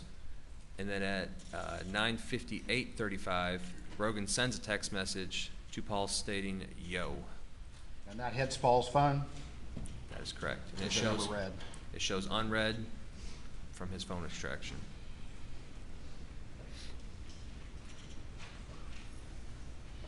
We have a bunch of green and blue boxes. Is this more telemetry data from the Suburban? This is, the green's gonna represent drives and blue is gonna represent some kind of gear shifting with the vehicle. But the GM OnStar data reflects what, about 10 on the dot? It reflects him pulling into the driveway at 4147 Moselle Road, the main entrance. And where did the Suburban go first? The Suburban went directly to the house, bottom left. It didn't go to the kennels first, it went to the house first? That is correct. And what time does it arrive at the house? Or what time right there in that map? That's what, the map at the top? That's what the time that it pulls into the driveway.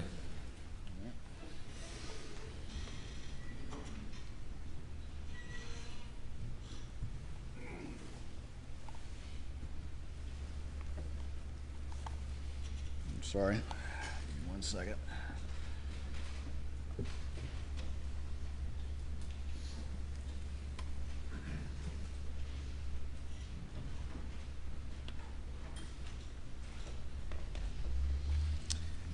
At 10:03:36 p.m., there's 2 entries around that time. Can you tell the jury what, if any, activity you see as it relates to Maggie's phone? So Alex Murdaugh calls Maggie Murdaugh's phone at 10:03:58, and backlight is on associated with that. And then starting about 10:04:08, what don't we see for the time period? So from 10:04:08 to 10:46:40, there is a gap in activity. I don't see any activity on Maggie's phone at all through the Knowledge C database. At 10:05:06, what, if anything, does the data reflect? It reflects Alex's Suburban leaving the main house based on the GM data. Going over to page 35, is this one of your cast maps? Yes, it is. It's 10:05:06, and it's showing the time the Suburban starts to leave down to the kennels. And going to the next map, what time is that? Next map's going to be 10:05:57. That's the arrival time at the kennels. According to that GPS location data. Yes, sir, from GM and OnStar. What's that time again? It's going to be 10:05:57. Down at the bottom of the page, what time is the 911 call? 10:06:14. How many seconds is that from the time the Suburban arrives at the kennels and he calls 911? Roughly 20 seconds.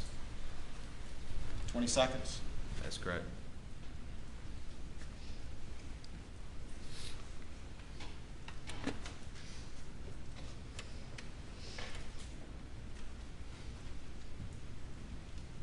Do you recall the defendant's statements to law enforcement shortly after the crime? That he went over and checked the bodies and that sort of thing? I do. What, if anything, in his statements to law enforcement did the defendant say about what he did when he arrived at the scene? The defendant stated that he went and checked on Paul and Maggie to check the bodies. And from the moment the Suburban arrived at the kennels, how long did it take for that 911 call to be made? Less than 20 seconds.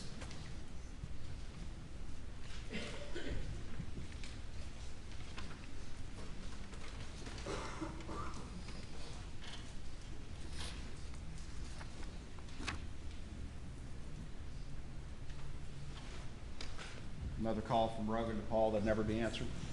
That is correct. 10:08:27, never answered.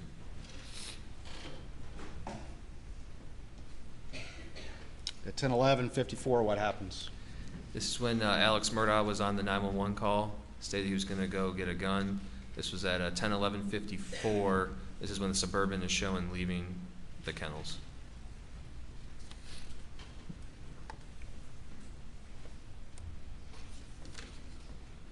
And down at the bottom of page 36, we see another map. What does that reflect? That's going to be 10:13:54. And on the next page, it's going to show the map. That's when his Suburban left the main house going back to the kennels.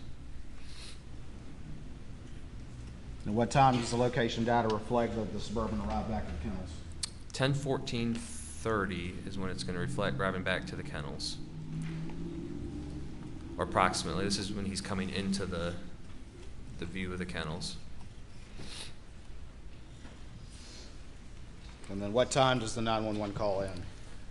So the 911 call is going to end at 10:17. And then the step data is what the 10:16:37 p.m. is referring to. That's going to be when his step data ended.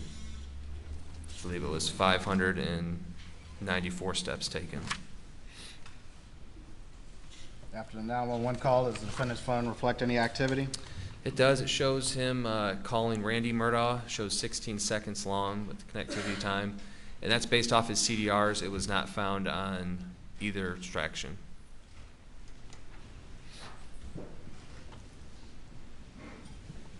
And then also we have a 10:18 where he's sending a text message to Randy saying, please call me emergency.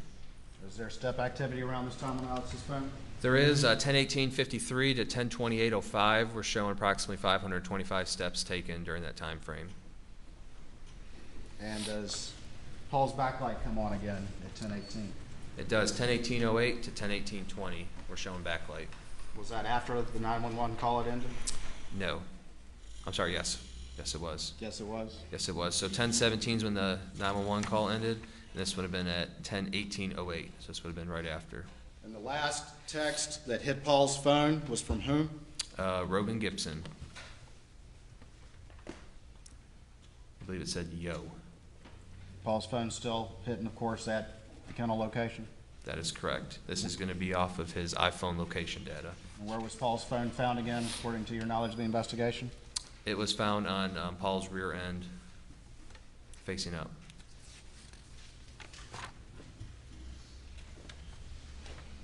Top of page 39, we have a map. What does that reflect? This is going to reflect Verizon records for Alex Murdaugh, starting at 10:19 all the way to 11:18, and it's just showing the sector it was pinging off of, and that's in the area of Moselle Road. All right, and we have a range of times there from the 10-ish hour to the 11-ish hour p.m. with Alex phone being there. That is correct. Does Alex's phone reflect a couple of calls that were not on his extraction but in the CDRs? It does. To what people? It's going to be to Randy Murdaugh, John Marvin, and then Rogan Gibson, and then Christie. At 10:20:08, what, if any, activity does Paul's phone reflect? So Paul's phone shows a display on screen auto lock. It's been locked. It's just documenting a auto lock. Display on auto lock? Mm-hmm. And now, auto lock can be consistent with what, according to your understanding? According to my understanding is that auto lock could be, it doesn't recognize like a face, so it automatically locks, or it could be just hitting like on the iPhone, the power button on the side. And what was the last text that hit Paul's phone again? Who was it from? Rogan Gibson. And what does the defendant do just seconds later? Calls Rogan Gibson. Was that on the Dillon Hightower extraction? It was not on the Dillon Hightower extraction or the second one.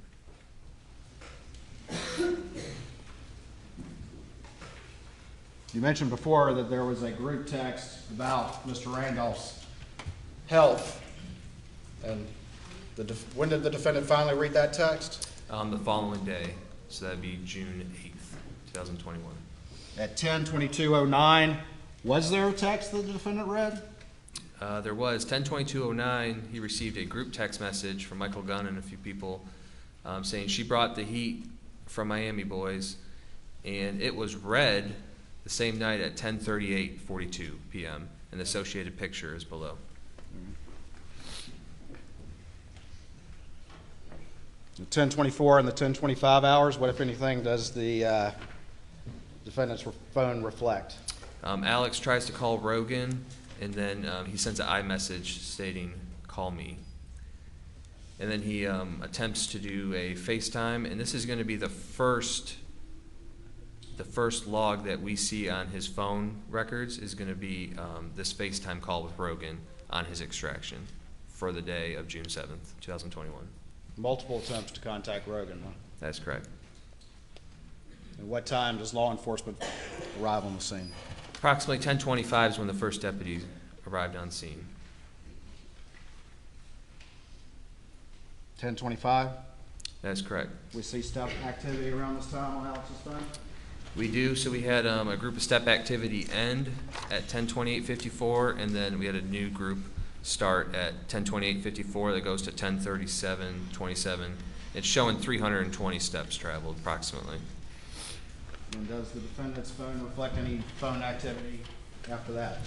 It reflects at 10:29:17 a call to Randy that shows answered 42 seconds long. That's also not on the extraction. And then a FaceTime with Rogan at 10:30:31 that does show on the extraction. That was attempted FaceTime? That's correct.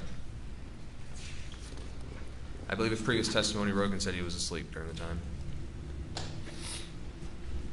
Moving on to page 41. This is going to be a Paul Murdaugh Verizon records. This is just going to show the the tower and then just the location, and you can see Moselle Road within it. This is a 10:34 time period.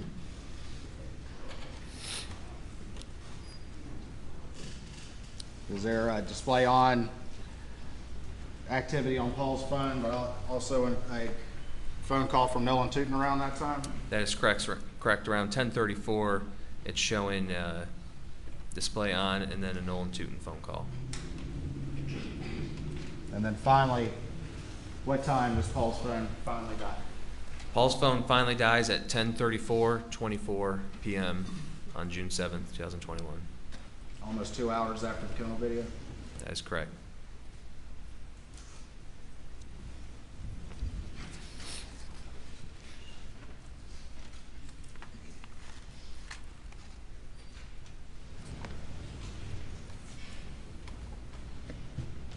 Maggie's phone stays locked until when?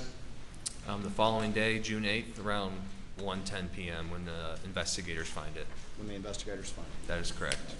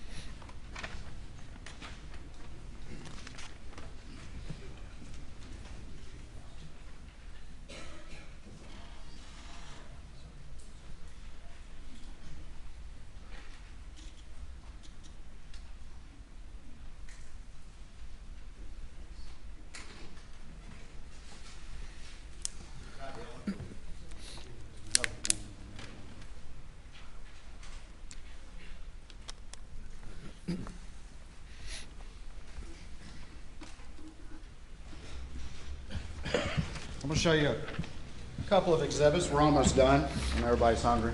Show you what's been marked as 523. If you're to this trial, states 523. Do you recognize that? I do. And tell the jury just where that's from, please. This is going to be a text message I retrieved from one of the Cellbrite extraction reports. It's me from Paul to Alex. Your Honor, this time I'd offer states 523 into evidence. Your Honor, we would renew the previous objections, have no additional objections. Or 403. I see the exhibit.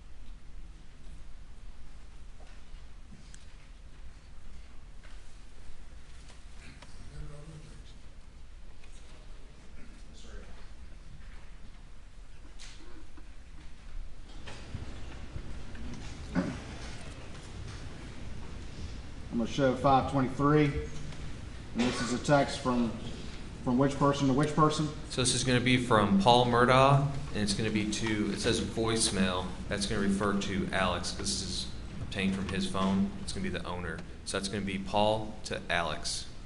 And what's the date? The date is going to be May 6, 2021 at 10:52:13 a.m. And what does it say? It says, I am still in EB because when you get here, we need to talk. Mom found several bags of pills in your computer bag. And this is again from Paul to Alex on May 6.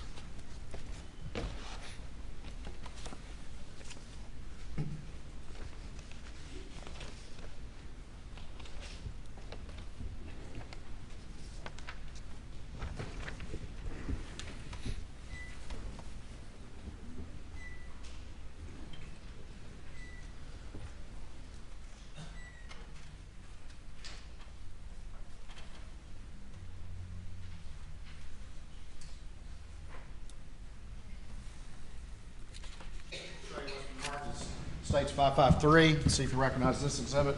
Okay. I do. Tell me what that is. This is going to be some searched items that I obtained from Maggie Murdaugh's extraction report. Your Honor, this time I'd offer states 553, I believe, without additional objection. No additional objections, Your Honor. Submit it. And tell the jury what this exhibit is, please. So this is going to be Google searches. Far left, you're going to have a timestamp. The source, which is going to be Safari, that's for Apple. And then the value is going to be the searched item. And on May 26, 2021 at 11:21 p.m., Maggie searched green gel pill P30.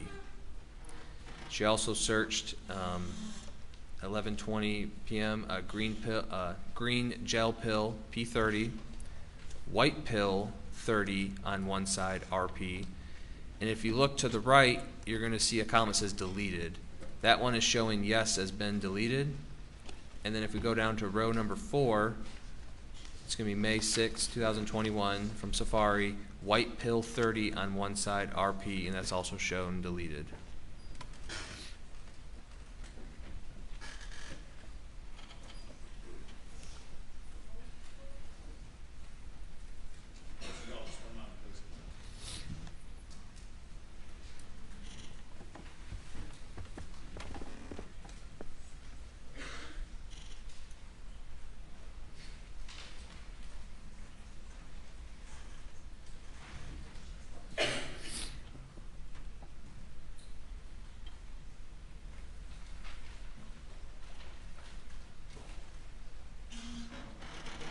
Could you slide it down just a little bit? I just want to make sure there's not another entry. Okay.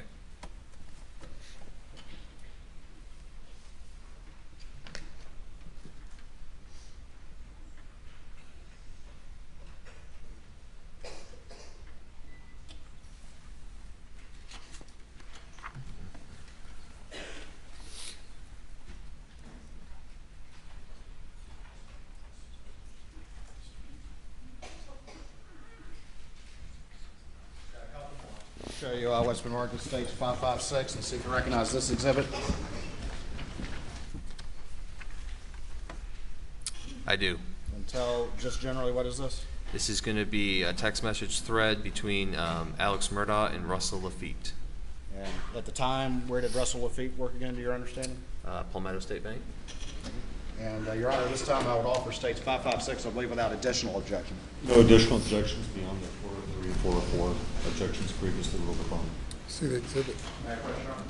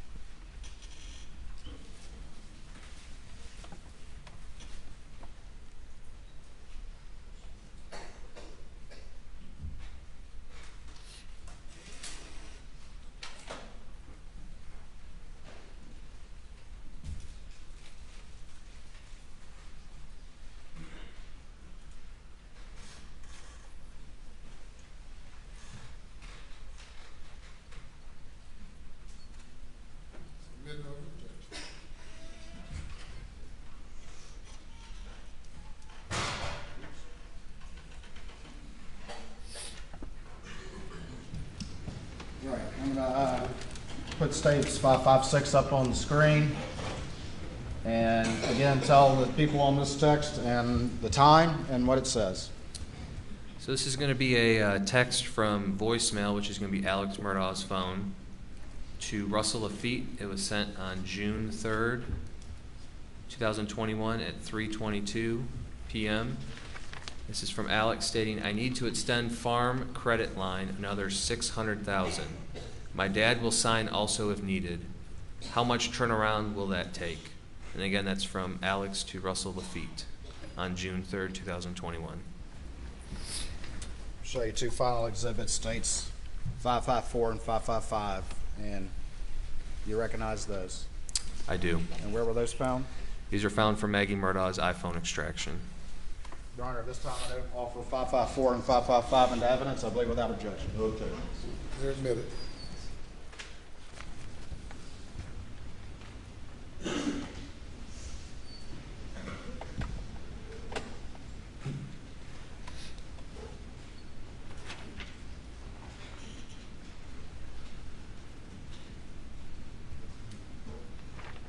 States 554, who is that? It's going to be Maggie Murdaugh and her sister.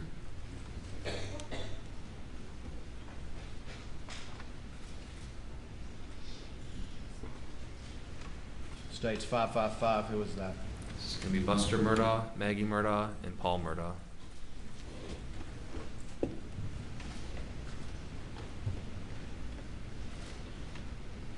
Thank you, Special Agent. Please answer any questions the defense may have. Ladies and gentlemen, we break for lunch now. For an hour and 15 minutes. Please do not discuss the case.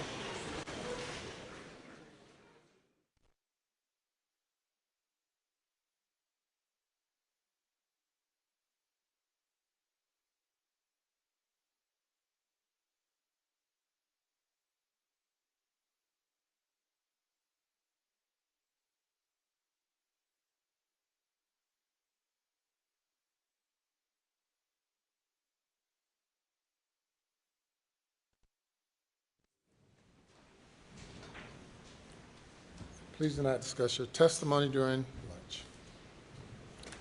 And we'll be in recess. All right.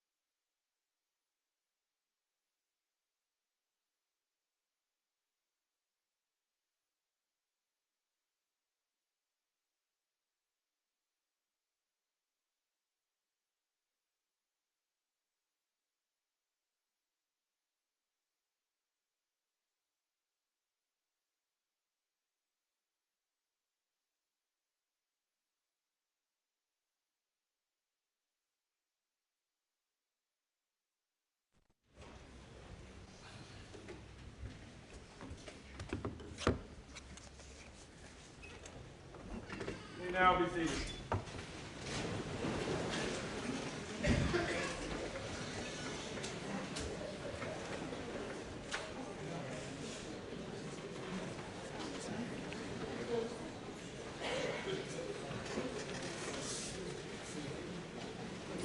You bring the jury. Order.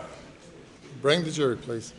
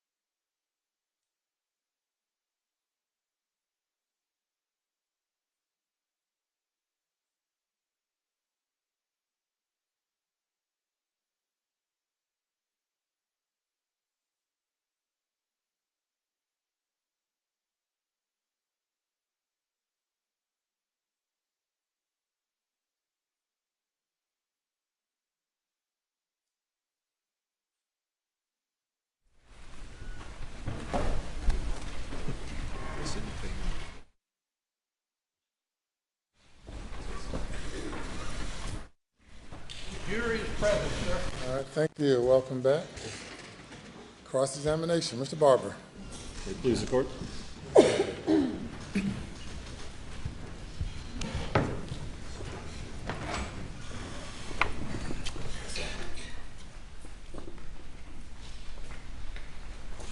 Good afternoon, Agent Rudofsky. Did Good I say afternoon. that right? Yep, sounds good to me.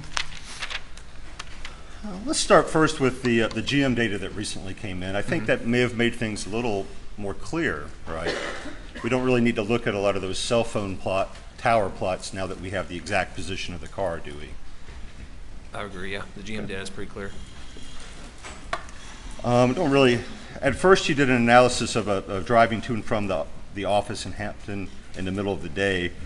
Not too interested in that, but let's skip to the drive from Moselle to Alameda. Okay. How long was that drive?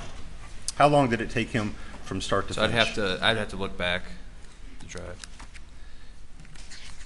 So you're referring to the 9:06 time? Yes, sir.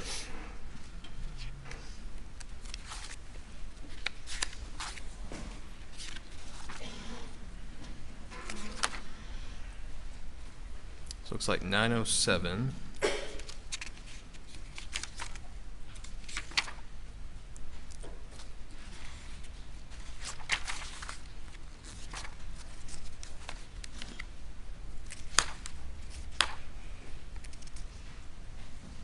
To 9:22, so about 15 minutes. And do you need, is it more like 16 minutes? Do you 16 need a minutes, pen and yeah. paper, 16 minutes? Yeah, sure. Okay. I'll go there. Okay, and coming back, how long was it?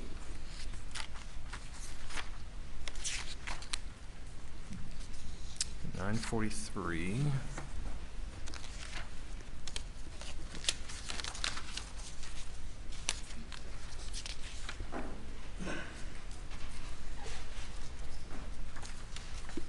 About 18 minutes, 18 minutes? Mhm. Okay. approximately. So the top speed and the way back we saw was a little faster, but it actually took a little longer to make the return trip. Is that accurate? That's correct. Um, And you're referring to the same drive to Alameda and back? Okay. Exactly, yes. Okay. Are you aware that Senior Special Agent David Owen did a test drive from Alameda to Moselle on January 3rd of this year? That's correct. I was in the passenger seat of that. And how long did that take? I would have to see the data. I don't remember. You don't have that? You don't know if it was 17 minutes and 35 seconds? If I was presented with something, it could be, but I do not have that number in front of me. If it were that, it would be right in between those two times that we just saw for Mr. Murdaugh going back and forth, would it not?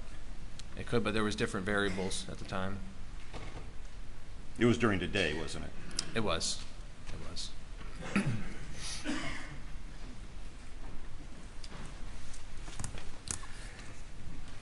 So on this way back, there's that little 80-mile-an-hour spurt.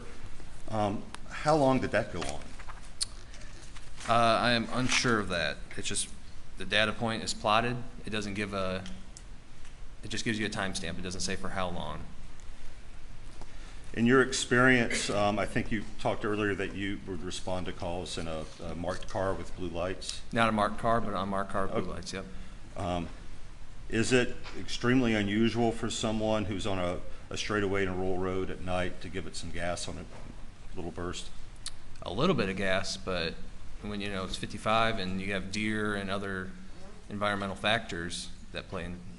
Yes, but it's not that unusual, is it, for someone to give it a little gas on a straightaway in a rural road? It depends on what a little gas is. But the overall speed that he went to get from where he was going, coming from to where he's going to, as far as you know, is in line with the test drive that you were in the passenger seat for? If that is correct, what you mentioned, yes. It's like right in between those two, actually. Like I said, I don't have that test drive data in front of me, but Well, let's move on then to when he drove past that point where Maggie's cell phone was later recovered. And I think that may start on slide 23. 23?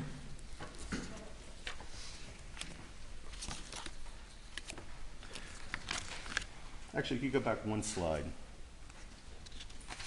Right. So we're in slide 22, sorry. 22? Okay, So he's going 37.2 miles an hour here. that is correct. And next slide. Now he's still approaching it at 42, so he's accelerating gently. Is that fair? That's correct. Next slide. Looks like he is just past it, going slightly faster than he was on the previous slide. Is that correct? That's correct. Next slide. He's continuing to, now he's a good bit down the road there at 45, but is it fair to say he's continuing a fairly gentle acceleration? I would say so, yes. So what we saw as he passed it, he did not slow down and speed up as he went past that point. He continued his same gentle acceleration. Per the data, yes. And we won't go through it, but if we went down later to when it goes down to the bottom of the screen, it would show that he slowed down slightly, corresponding when he sent that text, "Go to see him, be right back." Is that accurate? I believe so, yes. Okay. We'll be done with that. I'm going to now just skip with this data all the way to when he approaches the kennel coming from the house right before he calls 911. Okay.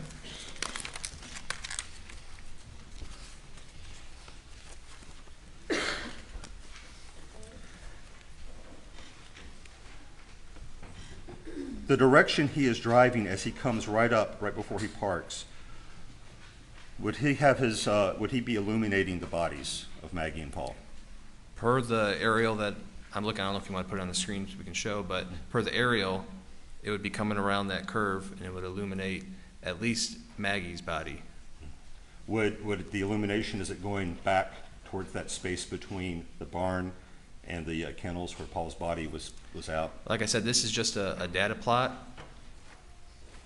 But you could determine that, could you not, from just the last 2 points, because that would show you the direction that the vehicle is pointed. It doesn't say the vehicle's pointed that direction, it just says that's But where if the it moved vehicle's from at. point A to point B, being a car, it would have to be Yeah, in but that where direction. where it final rests, I don't know which direction it's But pointing. as it's moving, As it's moving, yes, you would think it would go right, that so, direction. so the headlights certainly on Maggie, it would appear from the plot maybe on Paul as well. And does he park near Maggie's body? I do not know where he parked the first time, because all we have is when the deputies arrived the second time.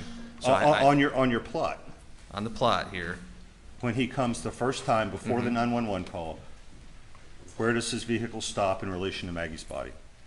it stops before it. How close is it? I do not have a Descriptive, is it very close? Is it pretty much right there? I wouldn't say it's right on top of it, but it's Very it's in close. the area. So as he's pulling up to the scene, he can certainly see one, if not both, bodies on the ground, and he stops right next to Maggie. Is that fair? I'm just looking at the data provided. I was not there on scene. I Well, don't the know data what he- I provided don't is know the what he location saw. of the car and the location of the body. But I don't know correct? what he would have saw or what the car would have saw at that time. You don't know what would be directly in front of his car as it was moving from point to point to point? I was not out there. You don't know which direction the car would be pointing as it moved We know from which direction point the to car would point be to point? pointing, but what he saw or what the final Well, resting forget place what of the he saw. car is. Is the car's headlights pointing at the bodies as he's pulling up? I cannot give a definitive answer on that because I was not there, and the data I have. I'm asking from the data. The Obviously data you does weren't not there. say. Allowed to finish his answer? You must give the witness an opportunity to respond fully. You may proceed. There is no data that says that the headlights were pointing in a specific direction or at a specific object, so I cannot answer that. When you say there's no data saying the headlights are pointing in a specific direction, were they not pointed along the line that would connect the last two data points before the car stops and goes in the park? For the drive position of it, so I cannot answer that. Right, and we're not talking about the dot, we're talking about a line connecting two dots. Okay, but And you a were car moving asking along that. that line, the headlines would be pointed down the line, correct? Objection, asked and answered. Objections overruled. Ask your question again. We're talking not about a point, but about a line, and Mm-hmm. a car moving down a line. As it moves down that line between 2 points, would its headlights not be pointed in the same direction down that line? I would assume. So he arrives at the scene, gets out, presumably he goes in the park, and then 20 seconds later, first dials 911. Is that your testimony? Yep. So pulling up on the scene, body's in his headlight, presumably knows something's horribly wrong, gets out 20 seconds to the first call to 911. Is that correct? That's correct. Which was actually misdialed 9111, and he had to redial it a second time, which was at 18 seconds, correct? That's correct. Okay. So he had 20 seconds, and I think there's maybe an implication, or that's not enough time. Objection is sustained to the comment of counsel.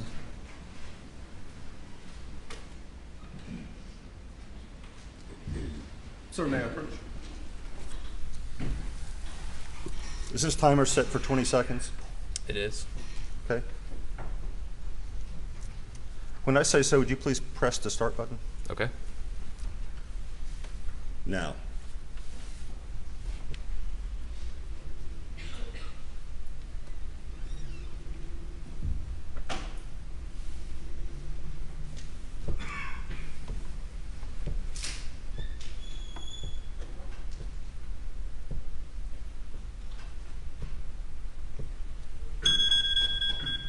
That was 20 seconds, would you agree? Per your phone, yes. You don't dispute the phone I do not. accuracy, do you? If the person getting out of the car had seen the bodies already and already knew something was horribly wrong, do you believe that that is an unreasonably short period of time to inspect and call 911? I'm here to testify on this data, not the hypothetical. I think you're asking the wrong person on that. Fair enough. We'll move on.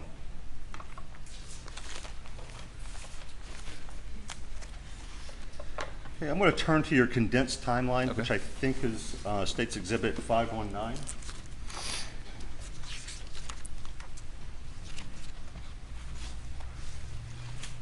I'm going to ask you to turn to page 21.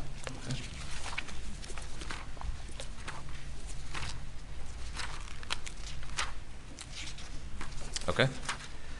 And towards the bottom, 9:06 and 20 seconds, it says Maggie Murdaugh's iPhone sideways orientation, That is correct. and meaning that her phone at that time went to a sideways orientation. So between 9:06:12 and 9:06:20, from the phone experts, that it started at 9:06:12 and it ended at 9:06:20. Okay. Those at- two orientations. I'll ask it this way. Okay. A second later, what would be the orientation of her phone? From a second from what? The 20? After that, yes, at 9:06:21. I do not know.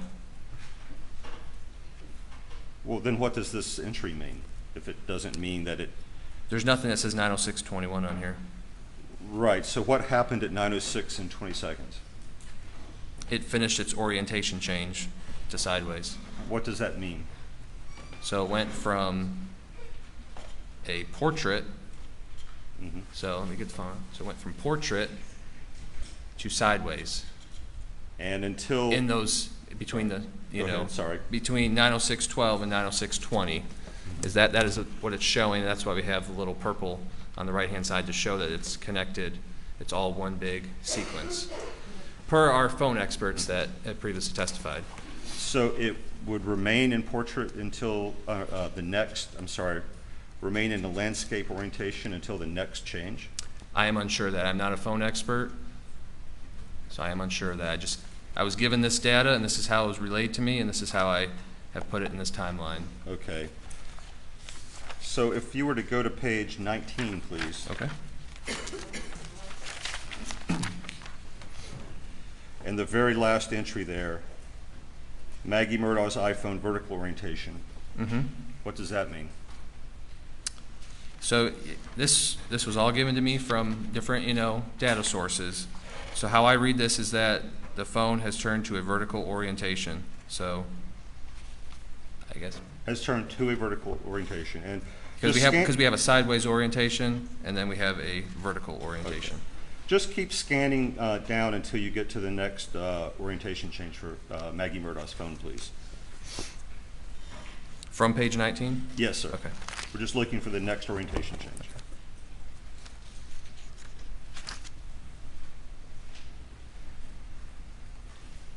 I believe it's going to be that 906.12. And what does that say? Implements an orientation change to portrait. But the previous change was to portrait, was it not? It says vertical orientation. So there's no intervening orientation change. It just goes to portrait and then changes to portrait again? As I read the data, yes, that's correct. Like I said, I'm not a phone expert. I was given these different pieces to plot, and this is how they've been plotted. When you're given these pieces to plot, do you ever notice if things don't seem to make sense or don't match with other data? Do you alert anyone? So we have phone experts that review that. So they have reviewed the data, and I do not know if that's something that they came across.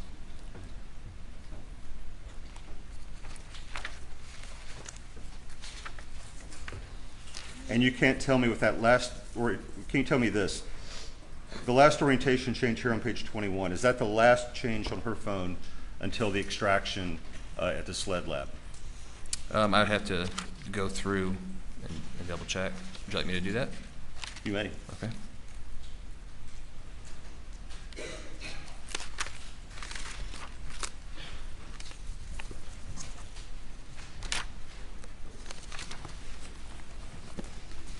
You said orientation change, correct? Yes, sir.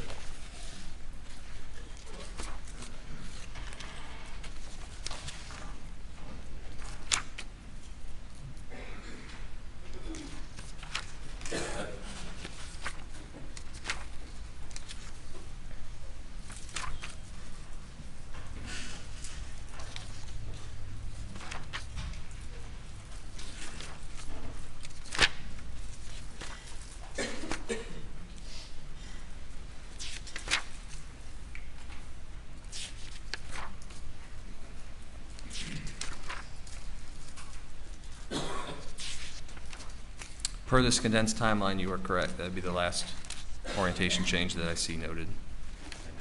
I mean, that's the last one until the phone was downloaded? I believe so. You showed State's Exhibit. That would, now the thing is, this is just the timeline, so it could be in what's already in evidence from Lieutenant Britt Dove, but in this timeline, that is the only one showing. Okay. And for orientation changes, we were really only concerned for the day of, Right. for this timeline. Show what's been previously admitted as Defense Exhibit 38.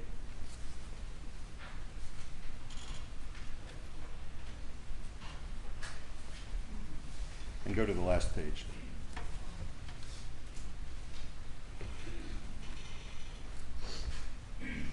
This was previously admitted in evidence during the examination of Lieutenant Dove.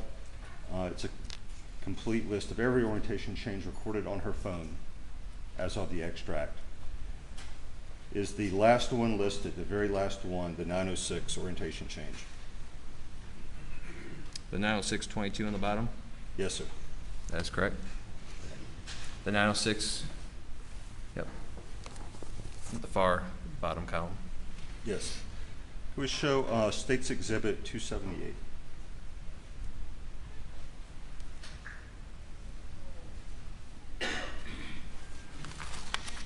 This was also admitted in that examination. This is a photo taken in the SLED lab before the extract, actually 5 days before the extract. This phone is in portrait mode, is it not? The way I read it, yes, that is portrait mode. So that very last orientation change we saw was to portrait mode because there are no subsequent orientation changes. I assume so, yes. And not landscape as it says on this. The thing is, before this picture was taken, you have to remind yourself that, you know, SLED got the phone, and then this photo was taken at a lab. Yes. So I don't know. I don't know what happened. People, you know, it's been moving around, manipulated. I don't. But we just looked at a complete list of all the orientation changes, did we not? It wasn't time limited to a particular day. It's everything on the phone. Like I said, I did not produce that document, so I'm going to have to go on your word on that. Let me ask this before we kind of move on from this. Okay. It's been stated a few times in testimony, and I think you did as well, that you don't get an orientation change recorded when the screen is off. Is that correct? That is my understanding from previous testimony. Okay. So my screen is off. If I turn it, like to get an orientation change, and it's off, if I just stand here for a while, however long, an hour, and without moving the phone, turn the screen on, will there be an orientation change? That is a technical question for an expert that we had up here yesterday.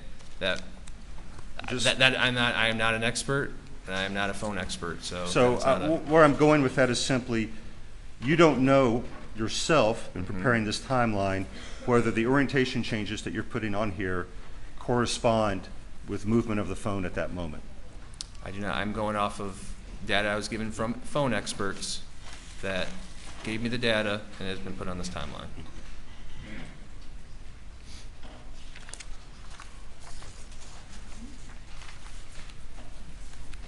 I'm going to turn now to the timeline and really focus on the timeline for Maggie Murdaugh. And I'm going to skip, kind of close to the time that we're...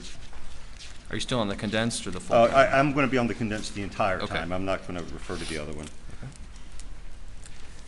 Okay. And I want to start on page 17 with that group text that Maggie Murdaugh read that came in at 8:31, but she read it at 8:49:26. Okay.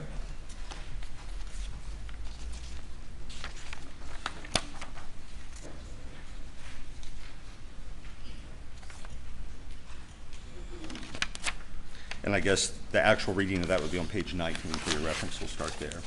On page 19, you said? Yes. Okay. You have some screen off on times here, but you didn't put every time the screen went on and off, did you? I do not recall. I'd have to look at what was given. So you don't know if the screen of her screen went off at 8:49:28, came back on. Everything should be on this document. Okay. Did her screen go off at 8:49:28 and come back on at 8:53:08? I have a screen on at 8:49:20. And when did it go off? I do not see it on here. Well, let me ask it this way. Do you know that whether the screen went off at 8:49:28 and came back on at 8:53:08?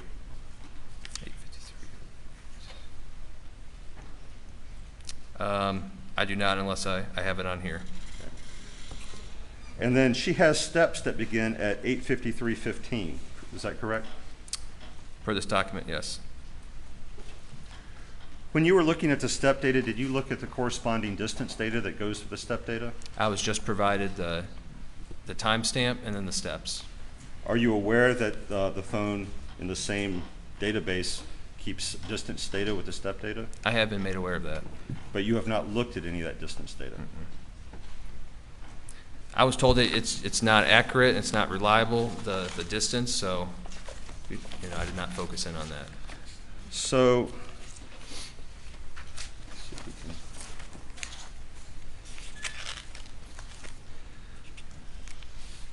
would you think that it is possibly, well, just as an investigator, on your spreadsheet, I won't bother to put it up, but you had a bunch of time periods where Alec had steps, different times. Do you think there would be any relevance to whether the number of feet per step and all those different increments was extremely consistent? Is there any relevance to it? Would it maybe suggest the same person was walking? Objections overruled. I would have to, I didn't do the feet per step, so I'd have to see the data. I understand that, and the Yeah. question is, would there be any relevance to an investigation to seeing that the feet per step were extremely consistent for disparate time periods of the same phone? Like I said, this was just a tool that we used. It could be, it just was not explored. And if this time period, 8:53 with Maggie Murdaugh's steps to 8:55:32, if the distance covered in that time were short, meaning she was moving particularly slowly, could that have any relevance? It depends, but that distance is, we're told, is highly inaccurate, and everything is an estimate. So even the steps, that's we're told by the phone expert that's an estimate. That's not an exact number. The same, I would assume, for the distance. So you don't think, you did not check to see if the speed at which Maggie Murdaugh was moving on that very last increment, the last time the phone says she was ever walking, there was no how fast is she going, is she running, is she creeping? No one looked at that. Objection, in fact, not in evidence. Objections overruled. I did not look at that, no. I cannot say for anyone else. And the same question for Alex Murdaugh. Did anyone look for, I think you have, over 8 of these increments listed out, whether he was going particularly fast, unusually fast for him, unusually slow for him, the same speed he always goes. Did anyone look at that? All we have here is the data that is on that sheet. And you do have these steps per minute, but do you have any data suggesting that within, and I'll pick one just to make the question simpler, Alex Murdaugh's first, well, I'll pick an even easier one, entry number 30. Okay. Which is when he's at Alameda and then part of when he's leaving Alameda, is that correct? That is correct, based by the time. And it says 60 steps over almost just a little short of 10 minutes. I believe so, yep. So, of course, it's slightly more than 6 steps per minute, which would be a step every 10 seconds. So this time period is not saying that he's going that many steps per minute, right? It's saying he walked and then he didn't walk and he walked. Is that fair? It's just giving us an analysis, a general overview of, our estimated steps that it gives us, and then estimated steps per minute. That's all it is. It's just a general. Well, I'll just ask open-ended. Why is this last column steps per minute here? Why are you presenting this? It's just another way to present the data.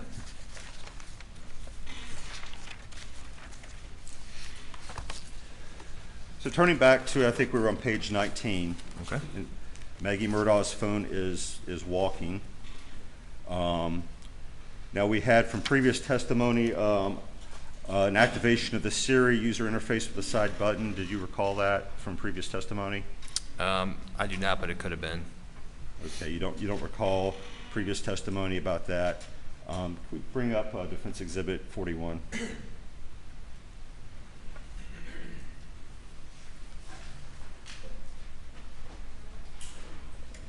And there's a begin and end. It's all the same time there in the bottom couple rows. You can see 8:53:20. I don't know if this refreshes or if you recall, or if perhaps you know from experience that the Siri interface can be activated by squeezing and holding the right button on the phone. Do you know that? I believe so, if you have it, activated to do that. So the phone's walking, it's in somebody's hand. Now, this is something that's not in your timeline, but again was certainly discussed with Lieutenant Dove. 8:54:32, the screen comes on, and a couple seconds later, there's a camera access. Do you recall that? I do. Okay, and that's not on your timeline? It is not. Okay. Now that came up in testimony with both experts, and I believe, do you recall Lieutenant Dove said that it was possible to find out what caused that, but he had not himself looked to see. That's correct. And I believe investigator Grubb said he did not know why. Is that correct? I believe so. But it's knowable, according to the previous testimony? That's correct. But no one's checked to see? To my knowledge, no. And then after that, there's some orientation changes, and then finally the screen goes off, I believe, for an more extended period of time at 8:55:36. Is that correct? That is correct. Now, after this period, there's nothing else that happens with her phone other than missed calls and text, except that final orientation change. Is that accurate? That is accurate.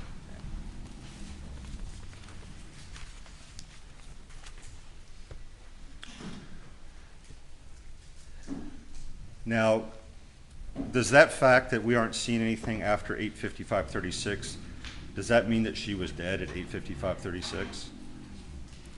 Like I said, this is just data that I plotted. So the answer is no?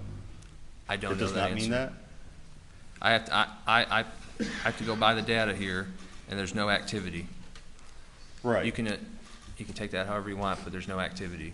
I mean, is it fair, and this isn't trying to be tricky,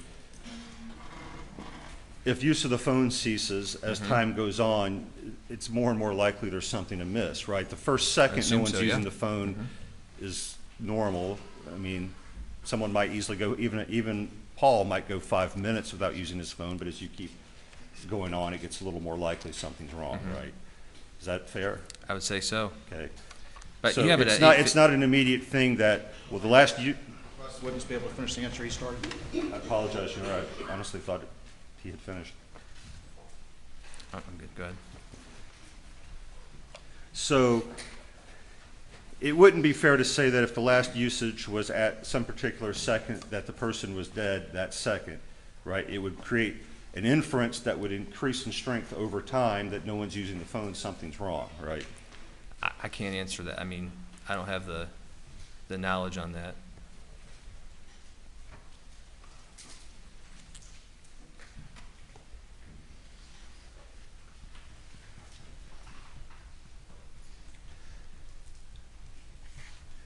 Do you recall in previous testimony that Special Agent Owen said with regard to Almeida and I think a blue raincoat, that it would take, in his estimation, 5 to 10 minutes to dispose of evidence already wrapped up? From this, do you recall that? I do recall. Okay. So to be consistent with the data you have here, well, let me ask this: how long with the test drives was to drive from the kennels to the main house? I know we did various ones. I'd have to look at the data. We did at various speeds. It was very Minute, short. 15 seconds? That would be a lot, I would say. Okay. So, and we know that Alex's phone is at the house, right, from 8. It got left at the house. It's not going anywhere since it was up the house with the family. I just show no activity on it. Right. You can assume it is at the house. But it started showing activity again at 9:02 and 18 seconds. That's when the steps start. That is correct. 283 steps. So From that 8:55:36 to 9:02 with a minute and some seconds to get up to the house, he would have like 5 minutes if it were him to do everything and get back to the house in his house to the phone. 5 minutes. I think you're missing that the phone was actually locked at 8:49 for Maggie's phone. So the 8:55:36 is just when the backlight is off, but her phone locks forever at 8:49. But it's moving around, right, at 8:53. You didn't look at the speed at which it's moving, but that could tell us something. There's a Siri activation. I'm just asking my question, Your Honor. What's the question? Her phone is moving around starting at 8:53, comma, there's a Siri activation near the start of that time, comma, and then there's a camera activation during this time, and some orientation changes, and then it goes off. Is that all correct? That's correct. Okay.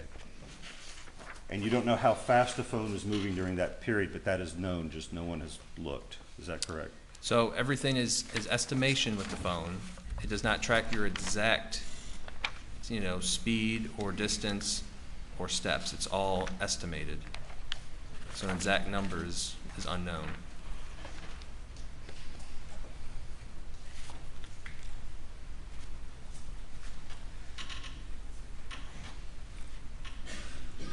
And you have, I assume from your testimony, you don't know why someone would take Maggie's phone but not Paul's phone?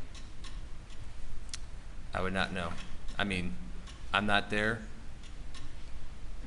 I mean, I would not given know. your job as a SLED agent, I mean, would the fact that the camera was, the phone was in someone's hand and it was an attempt to take a picture, would that be an inference you could draw? He never said it attempted to take a picture, from what I heard, but you'd have to ask a technical expert on exactly what that camera function was for. Well, you see, the thing is that the technical experts, they're not going to say either, are they? It's some investigator is going to have to make some inferences from the data, and the question is it a fair inference that if the camera's in somebody's hand and they're trying to take a picture, that might be why the killers take that phone and not the phone that's in somebody's pocket? So the way Your Honor. What's the basis for the objection? Argumentative. The response to, by the defense, any response? Your Honor, I'm asking the investigator whether What you're asking is the response to the objection is argumentative. Your Honor, I do not believe it's argumentative. I'm asking if an inference would be fair. I overrule the objection. So the inference I'm looking at it is that the camera was trying to identify a face to unlock, which it did not. So that is the inference that I would look at that instead of taking a photo from a layperson perspective. Right, except that's not an inference an investigator would make, correct? A technical expert would go and see what triggered the camera activation and tell that to an investigator, correct? I was not, but I am not the technical person. And I think we covered in some previous questioning that the testimony has been that that's knowable, but no one has checked.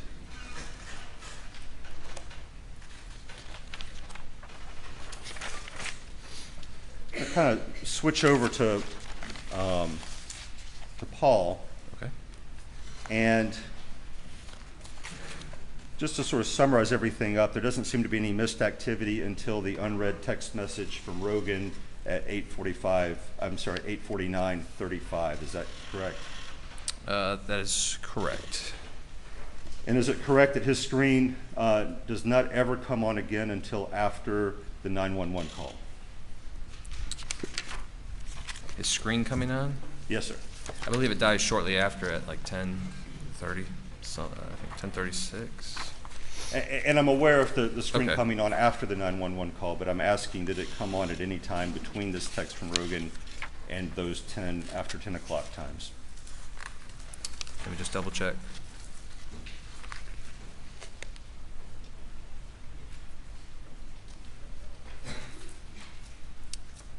I show a display screen on at 10:20:08. Okay, so the answer is no? It does turn on. That's what you asked, correct? I'm sorry, I was asking if it turns on before the 911 call. Before the 911 call. For the whole day? Well, it would be about an hour and An hour. 10 minutes, but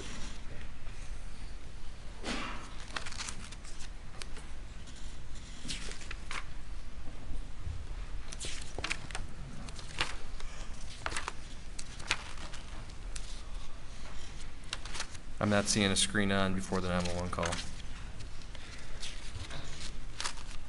And that 9 to, so 10 o'clock incoming time text frame. messages or calls, if they were received, did not cause the screen to come on. that is correct. Is it possible, and I understand this may be a question for a technical person, but is it possible that that's because the battery was at 2%? Like I said, I would not know that answer. Did anyone ask, hey, why isn't the screen coming on these notifications? Unfortunately, I think it's hard to tell, with the experts, but that would be my assumption that it would be either low battery. That's fair. Trying to conserve the battery because you don't want the light takes so much power, so I would assume that would be the answer. So after, whatever happened after 8:49, his phone is not prompting him. It's not lighting up when things come in. I don't know if it's vibrating or whatnot, but according to the data here, it is, it's not lighting up. Now, I think the previous testimony was that whoever, if anyone saw his lock screen before the phone went dead, after the 911 call, would have seen the yo text. Is that correct? I believe so, yes. They would have also seen this 8:49 text, right? The 8:49, 35. 35. Or at least a notification that there were multiple texts, correct? I would assume so, that's correct. And there were at least 4 incoming calls from Rogan between 9:10 and 10:08. Is that correct? I'm going to go off of your account. 9:10 and 28 seconds, Okay. 9:42 and 17 seconds. I think there's one at 9:57, Okay. one at 10:08. Correct. The one at 10:08, that would be during the 911 call, correct? That is correct. And that would be during the 911 call, before Alex Murdaugh leaves the scene to go up to the house and come back. Based on the data, that's correct.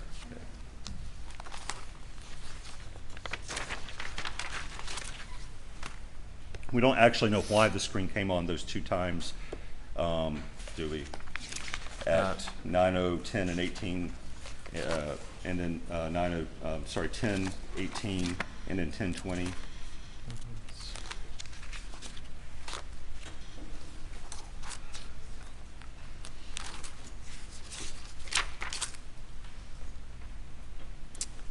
We do not. You know how long the screen stayed on those times? I do not have that. You don't know if it was 12 seconds? Okay. At the second one of those, the 10:20:08 screen on, doesn't Alex Murdaugh's phone indicate he's walking at that time? So we have a start time and an end time. Doesn't mean he's walking during the whole time, but that is what the Well, phone. is this the that's start? I'm sorry, let me just ask, is this the start? Your Honor, it's just a clarification. Did you, as soon as the witness starts talking, then you start talking? Who's talking? Were you talking? Yeah. Well, go ahead. So the phone parses the data. It gives you a start time and an end time. Doesn't mean they're walking during that whole time. It just takes a start time and end time and gives you that data. Sure. So to say that someone's walking during the whole time would be, unreasonable. After the 911 call, was Rogan the first person Alex Murdaugh called? After the 911 call? Yes, sir. Calls at 10:06:14. That you said Alex called? Yes, the first person he called after hanging up with 911. Was it Rogan? I have at 10:17:46. He calls Randy Murdaugh. And that's his brother, correct? That is correct. Who was the second person he called? He iMessages Randy, and then calls Randy Murdaugh again. And then John Marvin. John Marvin is another brother, correct? Yep, at 10:19. And then the third time person he calls is Rogan, is that correct? At that time, yes. And is that about 2 minutes and 30 seconds after that first screen on time? That's correct. Okay. So not immediate, not the first person. I think you're referring to that question that was previously during the 911 call. This is all after the 911 call. Right. The question is, it's about 2.5 minutes after Paul's phone screen comes on that there's a call to Rogan, and it's the third person that Alex Murdaugh calls. Is that correct? That was at 9:08. Wasn't the screen on? No, 10:18 and 53 seconds. That'd be correct.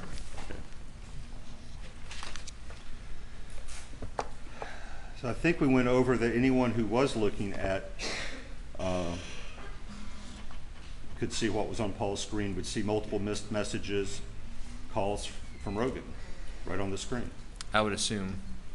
Even a call coming in during the 911 call. I would assume, but Okay. So as an investigator, do you think it would be terribly unreasonable that after calling other family members, someone would call the person who is the best friend of the dead son, who had multiple missed messages and calls, and even a call coming in during the 911 call? Is calling that person to ask what happened, what's going on, is that, to you as an investigator, an unreasonable thing to do after calling other family members? I would, as an investigator, I think that would be very odd, given the scene and the whole situation, that you're on the phone constantly, yes. That you're standing there next to your dead son, his phone is ringing from Yep. someone, and you call that person after calling other people. Yes, That would be because I unreasonable. am standing over my son and wife, and it's just witnessing that for the first time. I would think that would be, to have someone on their phone constantly like that, right after, given the scene and the situation, yes, as an investigator, I would think that is very, It wouldn't be someone trying to find out what happened. at that moment, that would be the last thing that would probably come through my mind as an investigator, looking at the scene, is trying to figure out what happened minutes after I discover it.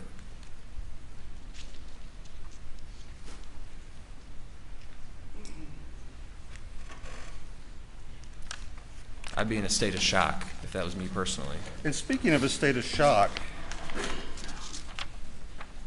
I think you have in the timeline later on, he reads some spam text message about, I think there's a picture of a woman in a bikini. I wouldn't call it a spam text message. It's from Michael Gunn, who'd be one of his A friends. group text. A group text, yeah. And then he Googles the name of a restaurant in Edisto Beach, is that correct? That is what comes up on his phone And extraction. doesn't he also call a videographer he hadn't spoken to in years? Can you give me a page number to refer to? Yes.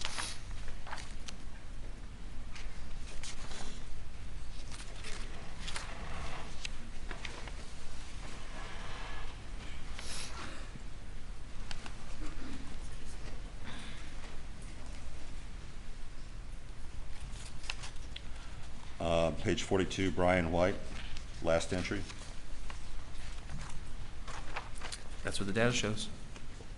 So he would seem to be in a state of shock.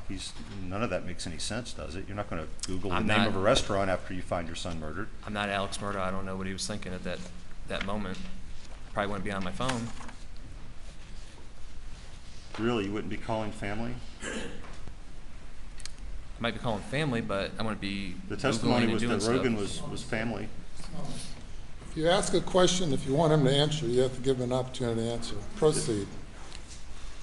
I would not be Googling and doing other things with my phone, no. Do you believe he was Googling a restaurant, or do you think he was fat fingering the phone because he was in shock? I have to go off of the data, and that's what the data shows. And you believe that calling family and calling someone that the prior testimony was like another son is unreasonable in the circumstances? I would say so, yes. given the fact that you just arrived to the scene, yes.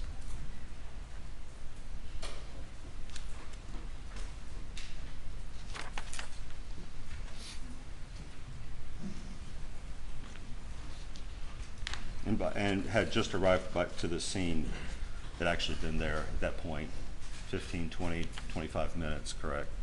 That's correct. I'd be doing anything I could to help my loved ones.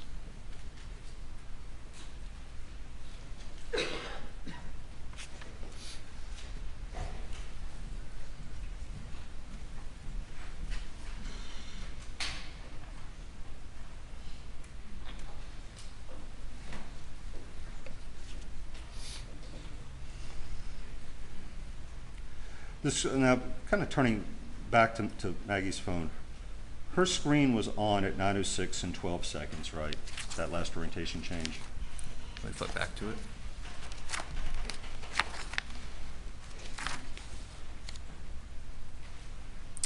You said her screen was on? Is that Yes. what you said? Yeah, her phone was locked, but her screen, yeah, for the orientation from previous testimony, the screen had to be on for it to log the orientation changes. So there was some movement of the phone between 9:06 and 12 seconds and 9:06 and 20 seconds. That'd be my understanding given previous testimony, correct? And in this period, 9:02 to 9:06 and 47 seconds, Alex Murdaugh is walking, I think, 283 steps in that time period. In that timestamp period, correct? Yeah. But her phone is not. No one's walking with her phone, correct? The phone is not logging any kind of steps. I don't know if someone's walking with it, but it's not logging steps at that time. But at that time, Alex Murdaugh's phone is logging steps. His phone's logging from 9:02:18 to 9:06:47. I believe her last log was in the 8 o'clock, the 8:53 to 8:55. And at 9:06 and 14 or 15 seconds, Alex Murdaugh calls her phone, correct? That's correct. So he calls her phone while walking. We're in a period in which his steps are being recorded by the phone, to be specific. There's a begin time and an end time. He could have stopped walking a couple seconds, couple minutes into it. It doesn't give us that precise data from these phone distractions. And that time period that he stops walking is 9:06 and 47 seconds, correct? And the car, the Chevy Suburban, starts a second later after that, right? From the data, correct. So it's a fair inference that he ends that by walking to the car, getting in and turning it on. I'm not sure when exactly he got in the car or how long he was sitting in the car before, but this is what the timestamps show, and this is what the vehicle start time shows, and the end time for the steps. So his phone is stepping, walking, while he calls Maggie's phone, which is moving, but not stepping with him. Is that what the data shows? That's your inference on the data, but Well, I mean, breaking it down, his phone is in a period of steps, correct? unknown when there is steps during that period. His phone is in this time period of steps, correct? Correct. Her phone is not in any period of steps, correct? Correct. Her phone in this time period where the phone call's coming in, 9:06, 12 seconds, 20 seconds, there's some motion because there's an orientation change, correct? That's correct. And he's calling the phone during this period that his phone's in steps, right, at that moment, right? I cannot say that he's actually in steps at 9:06:12. Yes, and you said it, but his phone says there's this period that he's walking, and in that period, between the start and end times, he's calling her phone. That is correct, but you can see during the 911 call too that there's times where someone could be stopped, someone could be walking, so we don't know if he stopped at 9:05:15 and did the orientation changes and he's right at the car. I don't know that. Do we know, we'll put this, do we have any evidence that her phone and his phone ever moved together? not speculation, but evidence showing that they're moving together. Same person moving at the same time with both phones. Moving together, like physically moving, or functioning in like? Yes, that they're both moving. The same person is carrying both phones. They're moving at the same time. I would argue that between 906.12 and 920, that the same person has both phones. Because there's an orientation change and no steps on this phone. You have an Steps on this phone? you have an orientation change starting while someone's calling, looking at the phone during that time period. And would it perhaps be reasonable that someone has that phone and an incoming call comes in, the screen says Alex Murdaugh, and it gets tossed out a window? Is that another fair possible explanation? That could be your explanation. Why would that explanation be less fair than what you just said, based on the data? It's how you interpret the data.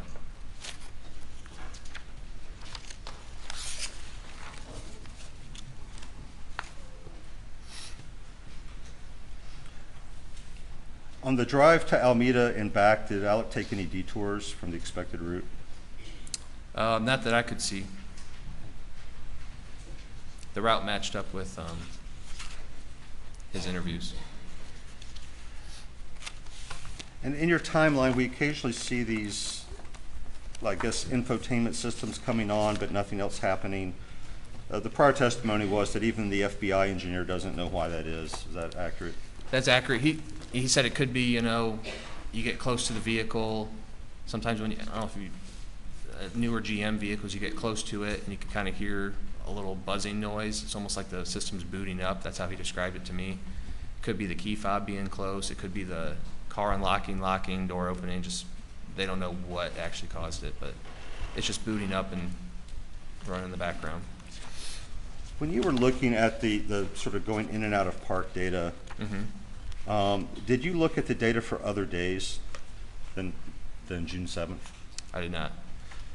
So you wouldn't know whether on other days there are periods in which it seems to go in and out of park repeatedly in a short period of time? I would not. You wouldn't know if that happened on 6/4, 6/5, or also 6/6? I would not, no. I was focusing on June 7th, 2021.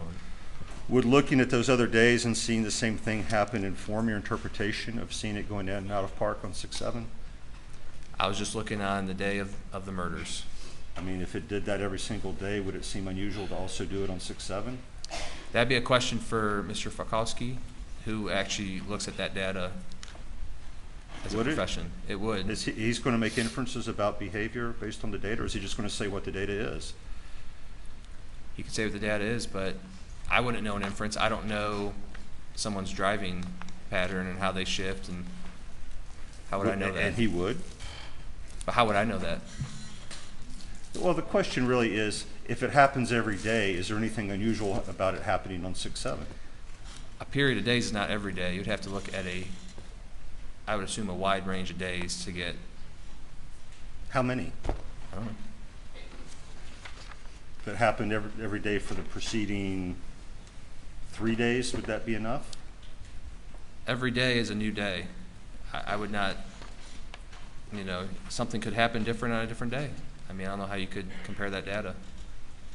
You go different places, you do different things happen during drives. I don't think you could accurately show that.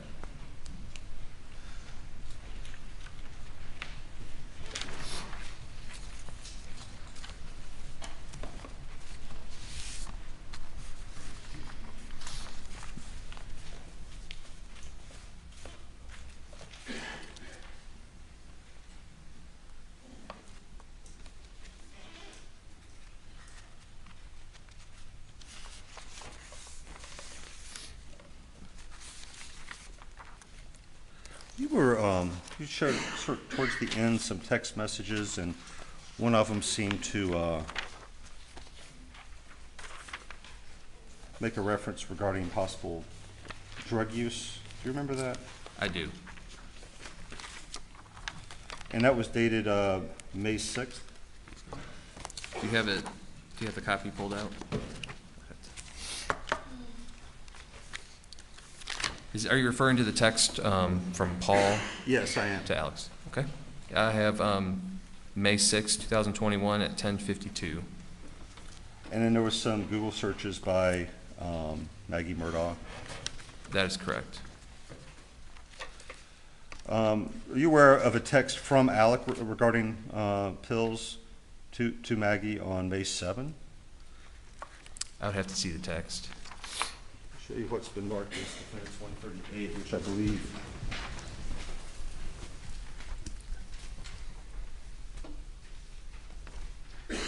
Yep.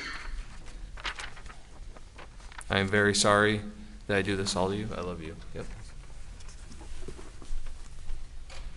Objection. No objection to the exhibit, Your Honor. I would offer what's been marked as defendants 138 in federal. Let's admit it. Okay, Alma.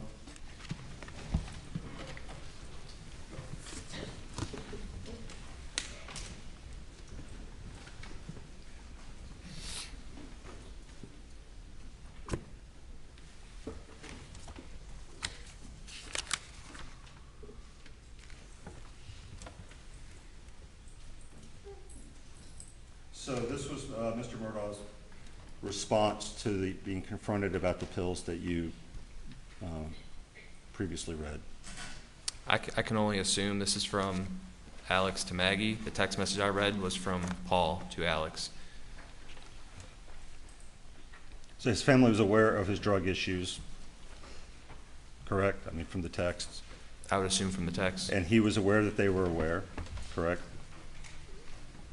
Correct. And they appear to be loving and supporting. Well, this is Alex to Maggie. If you read other text messages, she never responds to this that day, from what I saw. So I don't know, unless you have what she sent back, or if you can't ask them, I don't know if they were loving and supporting of it. This is from Alex to Maggie. Yeah, I'm sure we'll have an opportunity to see further text messages. I beg the court's indulgence.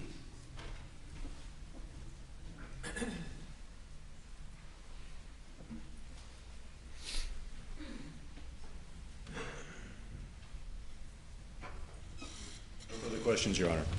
Direct. May it please the court.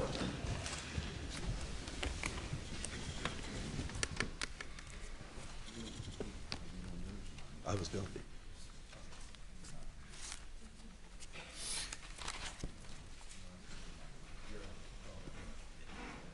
All right, we have the computer up.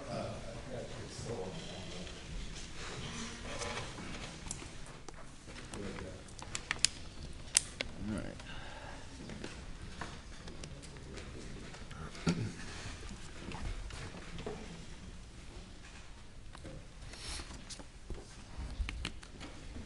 Ladies and gentlemen, have you go to the jury room for a short break.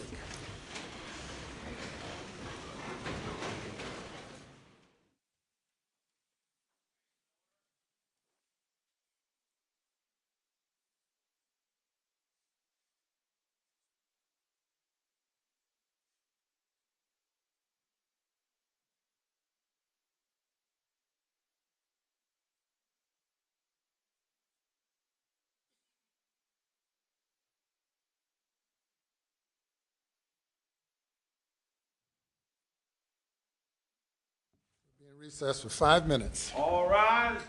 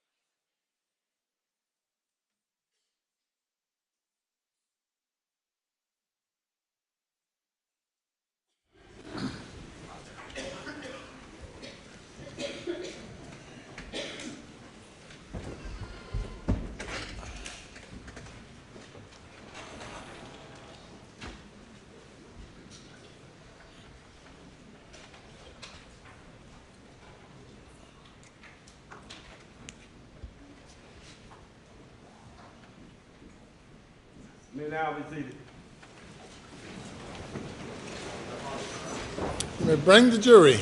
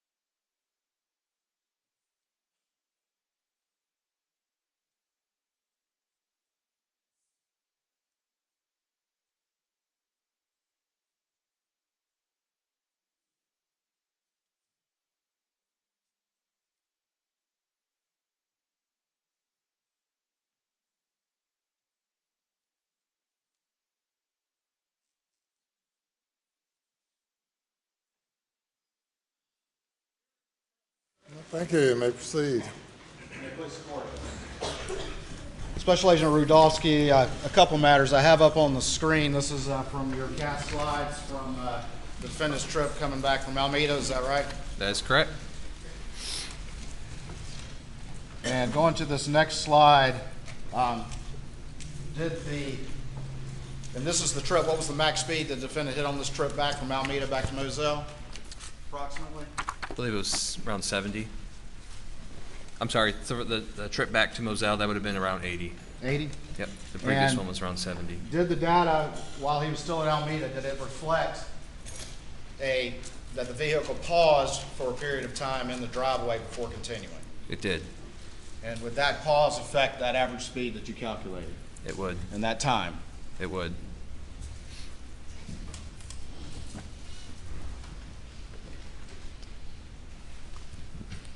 I want to go to page 22 of your condensed timeline.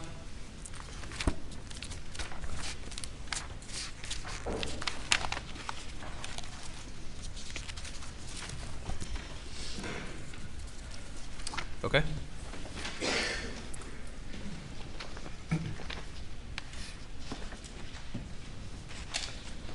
And up at the top, tell the jury what time period the data reflects that Maggie Murdaugh's backlight was off. It shows from 9:07 p.m. to 9:31:44 p.m. And during the entirety of that time period, does the data reflect that her phone was also locked? It does.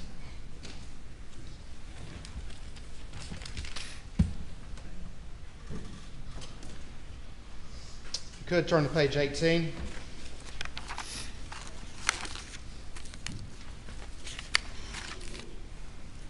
Page 19, my apologies. Okay. From 8:53 to 8:55, what does the data reflect? Any steps logged on Maggie's phone?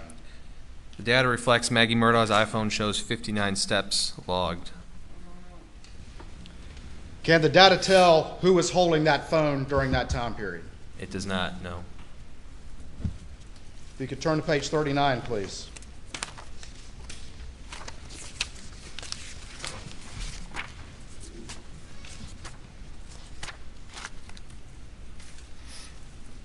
At 10:20:08, what happens, if anything, on Paul's phone? Paul's iPhone, it shows display on, screen auto lock. Screen auto lock? That is correct. What is your understanding again of auto lock? My understanding of auto lock, so the phone is already locked, but it's just an automatic feature that when the screen turns on, it just auto locks. It just logs it as auto locks even though it's already locked. Could that be from not recognizing a face? Either a face or, pushing the button on the side, but yeah. What's the next entry on your timeline after that screen on auto lock on Paul's phone at 10:20:08? After Very next entry at 10:21:25. Alex calls Rogan. So at 10:20:08, we have that screen on, an auto lock, and at 10:21:25, Alex calls Rogan Gibson. In preparing this timeline here today for the jury and for this investigation, what was your specific job with that timeline? The specific job was just to take all the data that we collected throughout this whole investigation and put it in one concise document. Synthesize it together in one timeline That is correct. from multiple sources, From multiple sources. provided to you by experts. That is correct. Thank you, Special Agent Dawson. Anything further?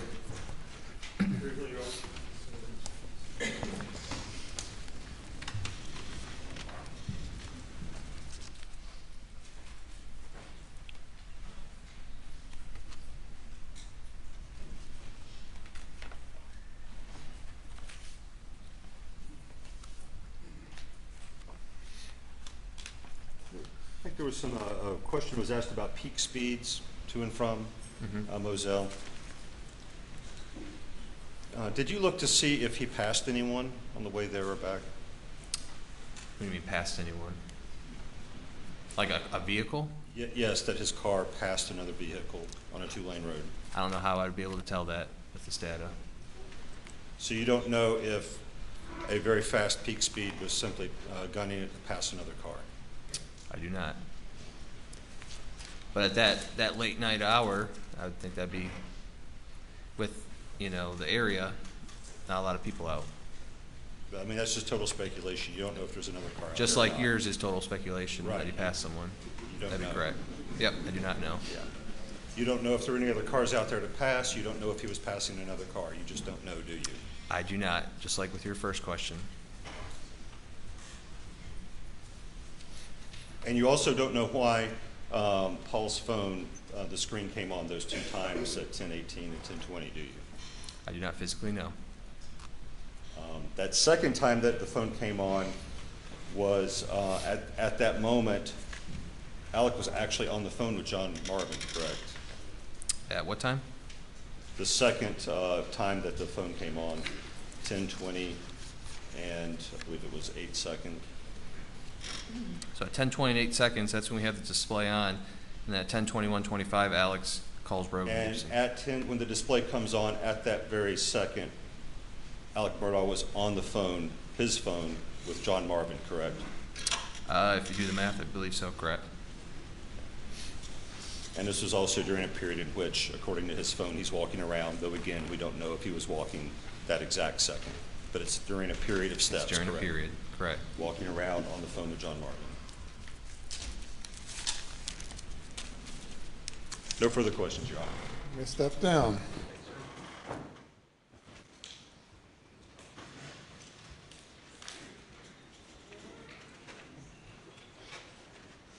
From the state.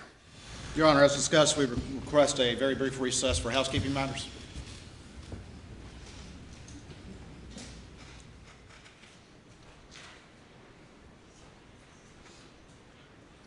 All right, the housekeeping matters are noted. Any further witnesses by the state? Not at this time, Your Honor. State rests but for the housekeeping matters. The housekeeping matters, and then, yes, at that point, the state would formally rest. Yes, sir. Ladies and gentlemen, we'll have you go to the jury room for another break. Please do not discuss the case.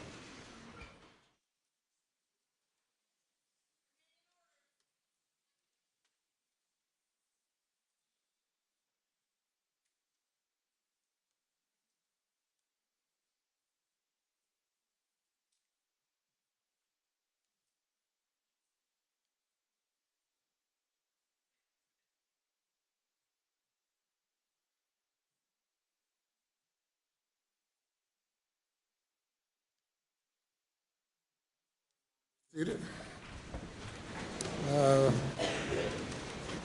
So what type of housekeeping matters do you have? I just wanted to do, as my practice, is just one final exhibit check, make sure that there was nothing missed. It will just take a moment, Your Honor. All right.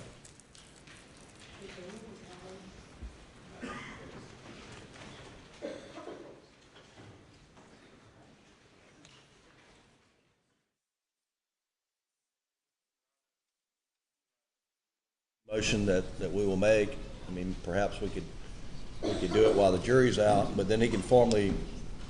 That's why I did it in the manner in which I did it. We'll do it that way. Okay, thank you. Yes.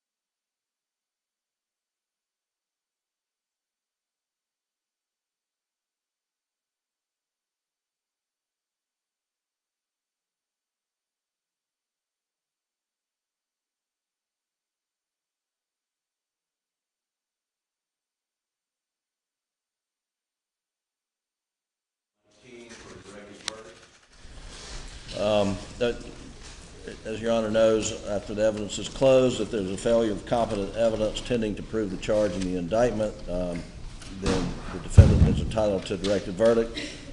The court should consider only the existence or non-existence of the evidence and not its weight. In this case, Your Honor, the evidence is exclusively circumstantial, and in State v. Dent, the South Carolina Court of Appeals in 2021 explained that the standard to be applied when the state relies upon circumstantial evidence is that all of the circumstances must be consistent with each other, and when taken together point conclusively to the guilt of the accused beyond a reasonable doubt. If their circumstances merely portray the defendant's behavior as suspicious, the proof has failed. And also another legal doctrine that we would point out is mere presence at the scene of a crime without more is insufficient to constitute guilt. The reason I say that legal doctrine, Your Honor, is at most what the state has proven and offered of proof is that the defendant was at the kennels at 8:44. He misstated that he was there, or he lied about he was being down there, and that raises a level of suspicion, and that they have concocted a cell phone timeline to come up with a time of death without any actual evidence of time of death. And there is no direct and frankly circumstantial evidence presented that the defendant shot and killed his wife Maggie or son Paul. As the evidence established, the murderer would have had blood and biological material on him or her. The murderer would have had blood on his or her clothing. The murderer would have murder weapons. The murderer or murderers would have evidence of disposing of murder weapons on property or vehicle. And there's no evidence that Alex Murdaugh had any of this. He had no blood from the brutal murder of his son Paul. He had no DNA from Paul on his clothing in an area where you would expect to find it if he had shot his son, which he did not. There's no GSR on his clothing or clothes that is inconsistent with Alec holding a shotgun for protection. The state has proven at most that he was at the kennels at 8:44 p.m. The state does not have proof of time of death. The state does only have proof of when the last time Paul and Maggie used their phones. Most importantly, and as I mentioned earlier, the law is clear. Mere presence at the scene of a crime is insufficient to establish guilt. Although, to be equally clear, Alex Murdaugh was not at the scene of the crime at the time his wife and son were murdered, and there's no evidence that he was. And for that reason, we move for a directed verdict. Yes, sir. By the state. Your Honor, looking at the evidence that's been presented by the state, first of all, without detailing every bit of evidence, there's been ample evidence of motive evidence presented in this particular case. The years of embezzlement and theft and the exposure, very significant exposure that the defendant was facing as June the 7th approached, would include the loss of a job, the loss of a career, the loss of his bar license, the loss of years of wealth, the potential to lose everything, in his own words. You've heard evidence about a confrontation June 7th on those matters that very day, as well as the boat hearing that was upcoming, and the effects that that would have. Also heard extensive evidence of the defendant's financial condition on that day as it moved forward. Also evidence, Your Honor, of his ongoing narcotics addiction and how those particular things were relevant to what was going on as it related to the victims. There's been evidence, and again, as Your Honor is aware, the evidence must be taken in the light most favorable to the state, that family weapons were used to murder Maggie and Paul. You've heard evidence from the defendant's own mouth about a missing shotgun, and of course we have extensive evidence about the missing blackout, that being the replacement gun. Of course, you've heard evidence that the defendant claimed that was missing at Christmas time, but there was evidence from Will Loving that that gun was present and being used, including at the side of the house as late as turkey season, just a couple months prior to the murders, and that from the firearms expert that the cases found around Maggie's body were cycled through the same weapon. The murder weapon cycled the same cases as weathered cases that were found at the side of the house, consistent with what Will Loving testified, as well as at the shooting range across the street. You've additionally heard that the same exact brand and weight of ammo that was used to kill Maggie was found throughout the property, as well as the same buckshot and birdshot ammo as well. There's been evidence presented by the state as to the defendant's trip to Alameda and his interaction with Shelley Smith after the murders, as well as the bringing the raincoat in. Additionally, that he left and moved his dad's truck in the four-wheeler, and that the raincoat contained high levels of GSR. There's been evidence presented in this particular case inconsistent with the defendant's statements to law enforcement, multiple changes of clothes that particular day, as well as evidence from Blanca that the clothes that he was wearing in the Snapchat video were never seen again, as well as the fact that the earlier clothes that he was wearing were not seen either. You have evidence that the defendant claimed that he was unaware that Maggie was coming to Moselle, or he did not ask for that, but you've heard evidence from multiple sources, including a text message that he specifically asked the victim to be present on that day. Your Honor, he was found in possession of a shotgun that cannot be excluded as a murder weapon that also had Maggie's blood on it.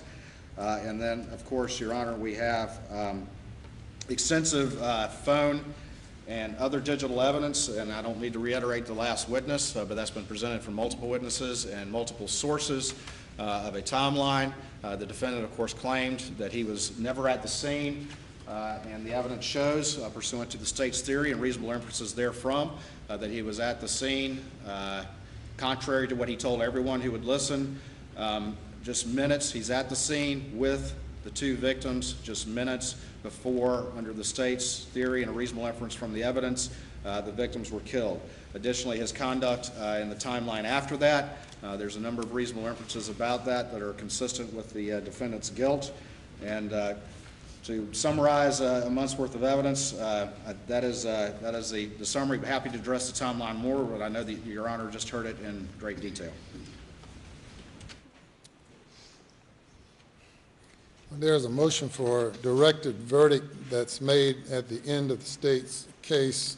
The court is concerned with whether there is any evidence, either direct or circumstantial, which reasonably tends to prove the guilt of the accused, or from which the guilt of the accused may be fairly and logically deduced. In this case, we have had, is it day 20 now? I guess 18 days of direct and circumstantial evidence. And the law makes no distinction between the weight or value to be given either direct evidence or circumstantial evidence. Nor is a greater degree of certainty required of circumstantial evidence than of direct evidence. Cases can be proven by direct evidence, circumstantial evidence, or a combination of the two. At this stage of the proceedings,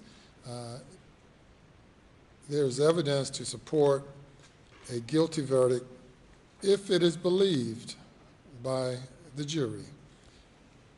I therefore deny the motion for a directed verdict. Ready to roll with the defense? Rock and roll, Your Honor. Rock and roll. All right, well, let's take a 30-second stretch and bring the jury out and press on.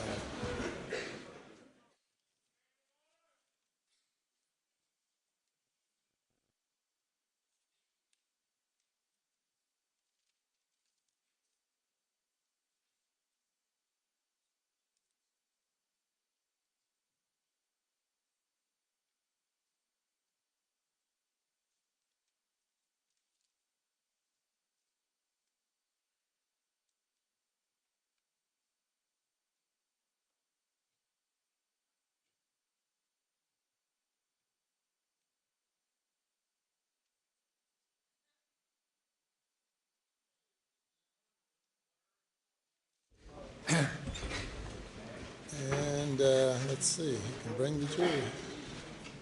You may bring the jury. There you go. Be seated, please.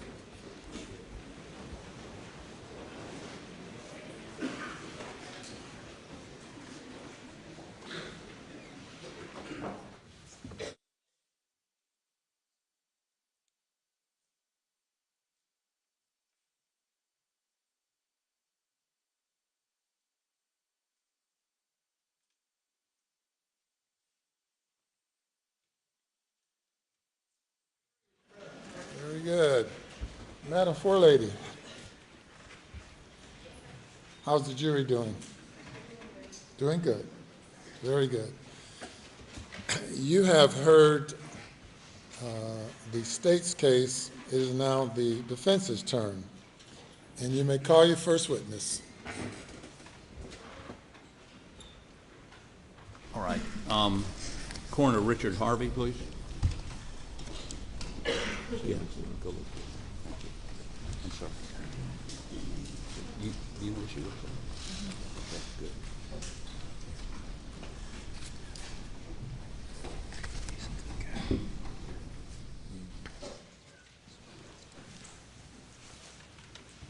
Do you swear or affirm that any testimony you give today will be the truth, the whole truth, and nothing but the truth, so help you God? I do. You would, sir, be seated. State your full name for the record and spell the last part. Okay. And before we begin testimony, I think Mr. Waters, you're going to formally rest. May it please the court, Your Honor. In the matter of the indictments of the defendant Alex Murdaugh for the murders of his wife Maggie and his son Paul, the state of South Carolina rests. The state is rested, and now it's the defense's turn. for the record, please. My name is Richard Harvey. And Mr. Harvey, you are an elected official here in Colleton County? Yes, sir. I am the coroner of Colleton County. Okay, and briefly describe your duties to the jury so they understand what a coroner does. We basically investigate any death that occurs outside a hospital, any death that dies within 24 hours of admission to a hospital, any emergency room death is reported to the coroner's office as well. And primarily our responsibility is to do an investigation as to the cause of their death, including medical records, autopsies, and that's basically my responsibility, is to determine what the cause of death and the manner of death is. So,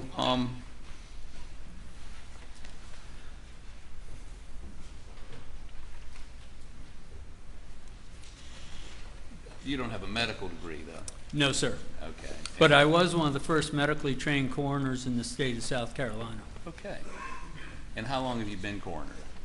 This is my 30th year. 30th year.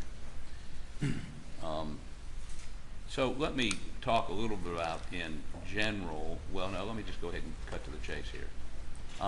You have a file with you, and I believe it's a file concerning the deaths of Paul and Maggie Murdaugh. I do. And how did you get notified of their deaths? I was actually notified by one of my deputies who was on call that evening. And any time there's a homicide along that lines, in most cases, I attend those. And he was on call, and basically he told me he also has another job because he's only part-time. And he told me, he says, look, I can't stay. He says, I've got to work tomorrow morning. He says, you know, I hate to dump this on you, but he says, but, you know, this is going to be yours. So you took, well, first let me back up for just a second. Did you respond, and if so, what time did you get to the scene? And I'm going to lead you and say in Moselle. I was notified at 23:04, which is 11:04 in the evening. Okay. And I arrived on the scene. Let me back up there. I arrived on the scene at 23:04. I was actually notified about 22:30 by my deputy who was on call. So 22:30 would be 10:30? Yes, sir. So you got notified at 10:30. You got on the scene at 11:04. And were you by yourself? Yes. Okay. And I'm going to jump ahead a little bit. Did you process this scene? Did you have somebody take? Did you take photographs or something? Yes, sir. I did. So the photographs in your file Yes, are sir. your photographs. Yes, sir. And in taking those photographs, did you, for instance, go into the feed room and take some photographs? Yes, I did. Okay. And had that crime scene been processed by SLED at that point? No, sir. Okay. Did you do anything to, I mean, and I'll be frank with you, there's some footprints that have been identified as law enforcement or perhaps your folks that were in the feed room, perhaps in blood, before SLED had finished processing. Are those your folks or SLED or who, do you know? I'm unaware of those. Okay. So when you took those photographs, did you take precautions to, I mean, how do you not disturb evidence? We've always kind of followed a pattern that we follow the same path in and the same path out. Therefore, we don't cross over into any possible assailants. Okay. And again, you're preserving evidence. It's a homicide, so this is your Correct. case, right? And you do that pursuant to state law. Yes, sir. And we've received your photographs. Thank you for those. And I think you gave them to SLED also, correct? Yes, sir. And so you perform a function also. I've looked at the death certificates of Paul and Maggie Murdaugh, and you have a time of death of 9 o'clock. Is that correct? Yes, sir. Okay, so let's go through when you begin to examine the body to determine a time of death. Tell me how you do that. Well, initially that evening, when I initially got there, I was told that sled was coming, which I knew, depending on where sled was coming from, it depends, it could be an hour, it could be 2 hours. It all depends on what part of the state and what group is actually coming to you. My initial processing was that I went and checked both bodies. And I simply put my hands in their armpits to determine how warm they are. This is one of the things we do sometimes to try and estimate a time of death. Is the body cold? Is the body warm?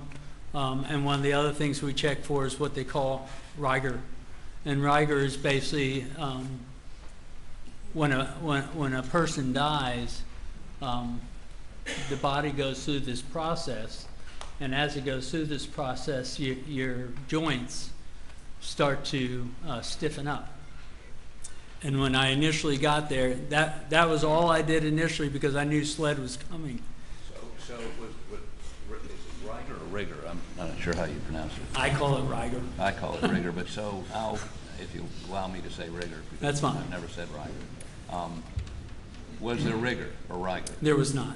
Okay, so these folks had been dead less than a couple hours? 1 to 3 hours typically is what they say that rigor should start developing. Okay, and in terms of trying to estimate or get it a little bit closer than 1 to 3 hours, you took your hand, show me what you did, and you did it both for Paul and Maggie? Yes. How about, would you, let me see how we can get this, see it. Could you step down here, please? Sure.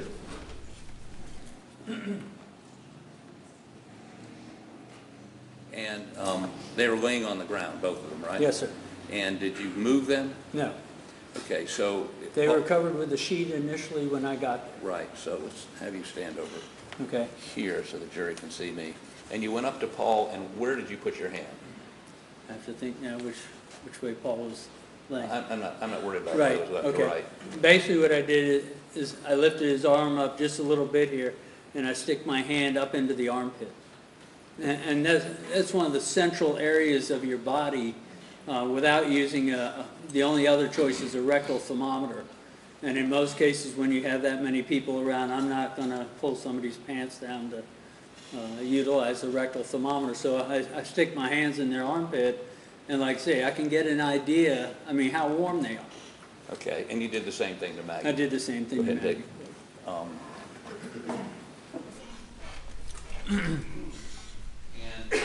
And you concluded on your death certificate 9 o'clock.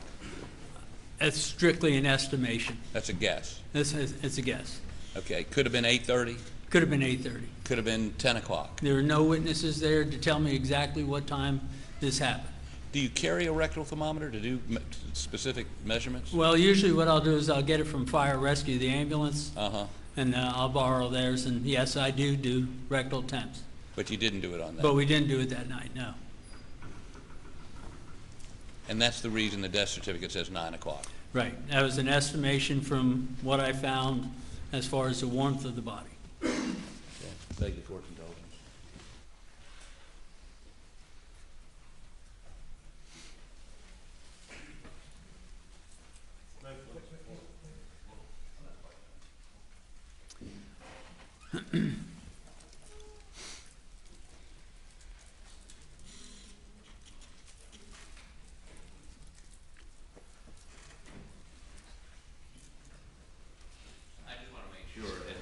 We understand each other. Your statement of 9 o'clock, it could have been 8 o'clock. It could have been 8 o'clock. Their death could have been the result of being shot at 8 o'clock.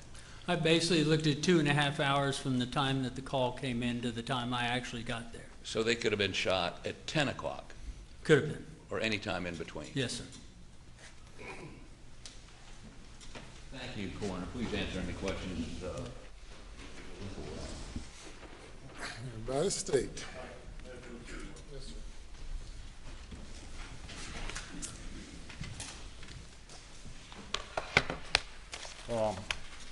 Mr. Harvey,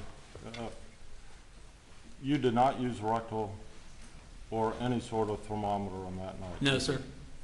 And Isn't it true that the best way to determine the actual time of death, particularly in a violent homicide, is to take the temperature? Yes, sir. Correct. Yes, sir. And the temperature decreases roughly at a rate of 1.5 degrees every hour, Right. correct? Correct. And it's also affected by the ambient temperature in the area. Correct. Yes, sir. Yet, as I understand your testimony, correct me if I'm wrong, you really do not have a general idea as to when that incident actually occurred. That's right. Yes, sir. That's true. Because you didn't take the temperature, correct? Right. And thermometers are not always accurate either. So, and that's one thing that we've learned over the years. I mean, we do have, and actually we now have the I can't think, ultraviolet light, the light that shoots for the forehead. But what I've determined with that is that it's not necessarily accurate, is that I may shoot it at the forehead and it'll say 99 degrees, but if I shoot it in your ear, it might say 103. That's right. So, I mean, they're not necessarily accurate either. That's correct. And it's also impacted by body weight, correct? Absolutely, absolutely. Age, elderly Yes, sir. versus youth, correct? Yes, sir. And the weather, Yes, sir. correct? Yes, sir.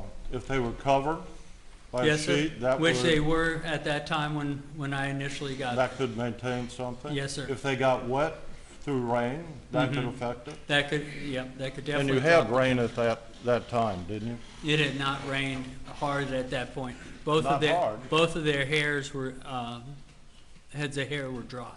Okay. And all those are factors which reflect what the actual time of death is. Yes, sir.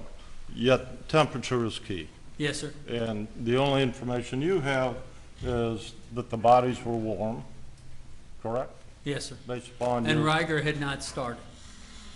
and that usually begins to occur within 1 to 3 hours. 1 to 3 Right. hours. So that's the time frame that I was looking at. Okay.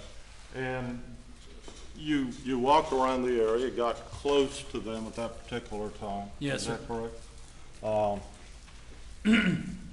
And you were walking in the scene, correct? Yes, sir. No further questions. Yes, sir. Two questions. Sure. Do you remember when SLED showed up? I do have probably the times for that.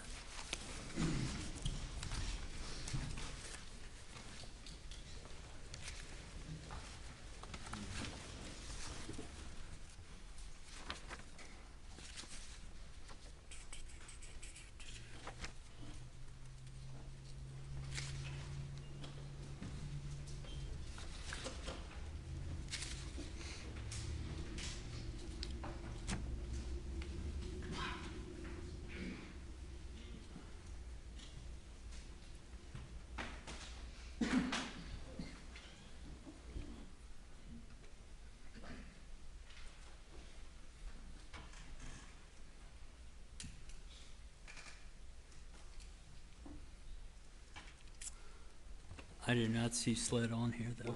Let me perhaps ask another question. Okay. Was Carleton County already there? Yes, sir. Okay. Were there Carleton County detectives there?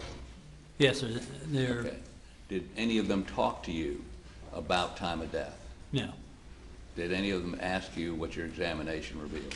no, Did any of them ask you how you came to your decision of the time of death? no, sir.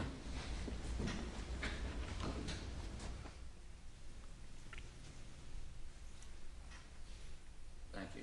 Yes, sir. Anything further? Nothing further. Thank you, sir. You may step down.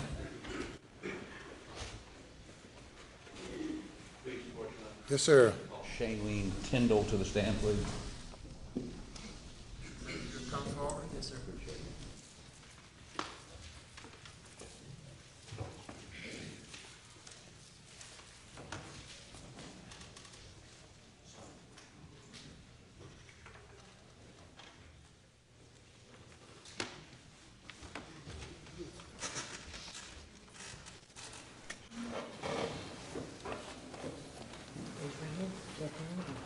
Do you swear or affirm that any testimony you give today will be the truth, the whole truth, and nothing but the truth so help you God? Yes, ma'am. If you would, please be seated. State your full name for the record. Spell your last name. Try to speak in that mic so they can hear you. Yes, ma'am.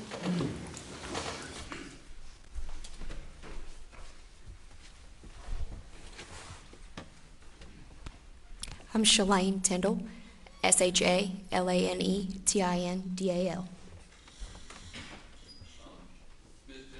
Talked on the phone a couple times, Yes, sir.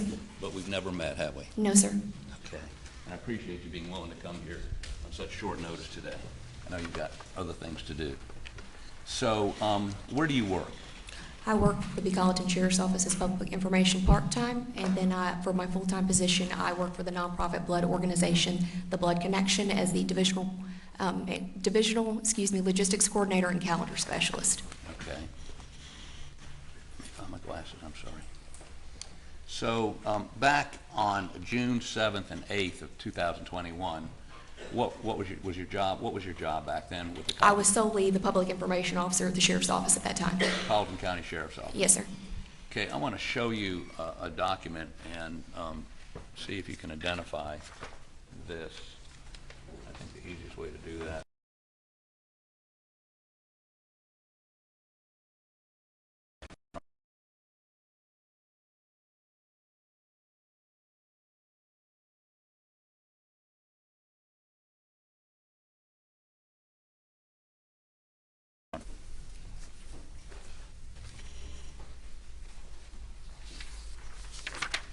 I'm aware of the Post and Courier publishing things of this nature, yes, but not strictly this document in Okay, if question. you go to the second page.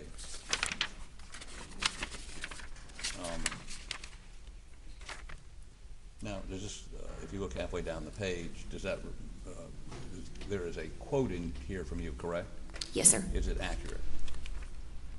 This quote was actually coordinated between SLED and us at the time. We received multiple inquiries from the media, and per the sheriff's standard protocol, anytime SLED is in charge of a case or investigation, it's standard procedure to reach out to them and coordinate something with them.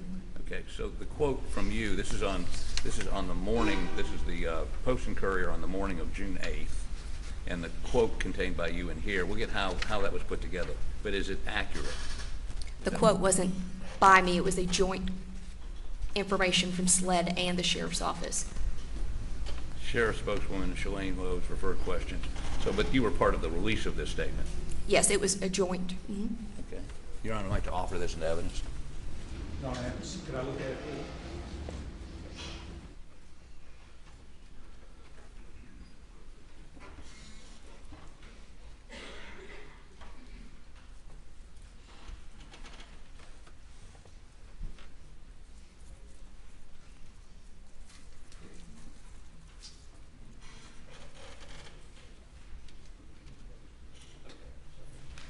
Your Honor, I have no objection. We have no objection to the quote, but the article, I hadn't read the article, we just object to the rest of the article, and I think he's agreed with that. I just want these two paragraphs.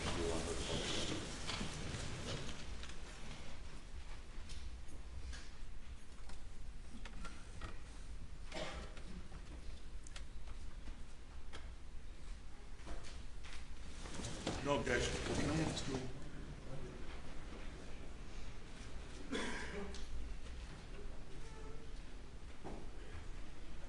No objection to what? To her quote that she gave and not the rest of the article, we're in agreement on that, if Your Honor is. Is that what you're offering? Yes, sir. I'm going to have her publish 2 paragraphs from this story. Thank you. Yes, sir. And for the record, Your Honor, this is a story in the Post and Courier on the morning of June 8th, which would be the morning after the murders. So what I'd ask you to do is, it's in quotes, would you read this paragraph and this paragraph, publish it to the jury? This paragraph at this time, and then a paragraph right after that, okay? Take it. And would you slow down just a little bit for me? Yes, sir. Thank you. At this time, there is no danger to the public. The Sheriff's Office said, if information is received that dictates otherwise, we will immediately notify the public.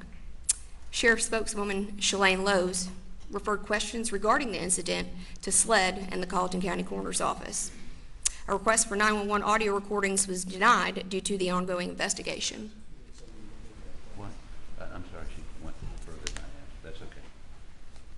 Right, now, so that statement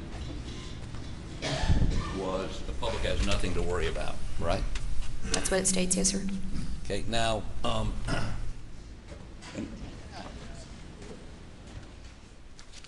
let me ask you the process for this something like this getting released. You said SLED was involved? Can you clarify exactly what you're asking? Okay, so this statement, at this time, there's no danger to the public, the sheriff's office said. You would be the spokesperson for the sheriff's office. Correct, but this was a joint statement released in coordination with SLED's PIO and us while we were waiting on an updated information to do an actual letterhead release. Okay, so I guess what I'm saying is, on that, did you release, were you the one making this release, or was SLED making, I mean, when I say, I'm talking about physically, how did the Post and Courier get this quote? SLED and I, PIO at the time, coordinated multiple times through numerous phone calls. There was also emails. This was discussed over the phone due to them being the acting agency on the case, but it did come from my email, but it was coordinated with SLED's PIO at the time. Okay, so SLED signed off on this statement. From what I understand from speaking with their PIO at the time. I mean, you consulted with their, now PIO stands for? Public Information Officer. Okay, so the Sheriff's Department has a Public Information Officer, you. Yes, sir. SLED has a Public Information Officer named? At the time, I believe it was Tommy Crosby. Tommy Crosby. Y'all talked and emailed? On numerous occasions from the time of the incident on further. And decided this was the statement that should be made? When I coordinated with SLED's PIO, this is what was mentioned and this is what we had published. Okay, and what you're saying is there's no danger to the public. If information is received that dictates otherwise, we'll immediately notify the public. Did you ever, was there a subsequent release given? After this statement that we put out? Right. Yes, there was a joint letterhead release. The initial, what the Post and Courier published was an actual statement. Later on, we actually published a release while we were waiting on additional information. And that subsequent statement didn't indicate there was any danger to the public. It didn't change this position, did it? I'm sorry, could you repeat that? Did SLED and Sheriff's Department change its position and put out a statement saying, whoa, now, there's something to worry about? Or did they just not mention this again? When we did the updated release, that same information was also in the body that was sent over to SLED for their approval. Tommy Crosby had taken a moment to look at the release and later, I guess, decided that we took that out of the release and that it was what was published, excuse me. So, but they never came back and said, there's something to worry about. They just took this language out. Yes. Okay. And SLED signed off on that. We worked on this together, yes. Okay, but it wouldn't have gone out if SLED hadn't said, Yes, sir. let it out, correct? I mean, you get information and then you shape it into a release here or subsequently that is digestible. Maybe that's the best way to put it. You're the wordsmith. You're the one that tries to make it make sense. Yes, sir. Public information, we're not privy to investigations. We just receive details. And then we take those and turn them into paragraphs so the paper and the media can print for layman's terms to be better understood by the public. And I want to make sure I understand this. Any subsequent release never changed. Actually, I think you said the subsequent release said the same thing. At this time, there's no danger to the public. That didn't change, correct? In the updated release that was sent out on letterhead, yes, that was removed. That was removed. Yes, sir. But did they say there is a danger to the public? They never said that, did they? No, sir. Beg the court's indulgence for just a moment.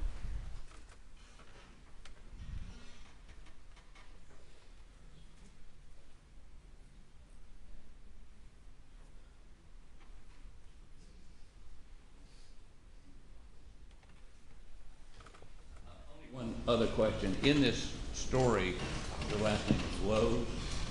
Yes, sir. I got married since then. I guess somebody decided to like me. Well, thank you. Thank you. Please answer any questions.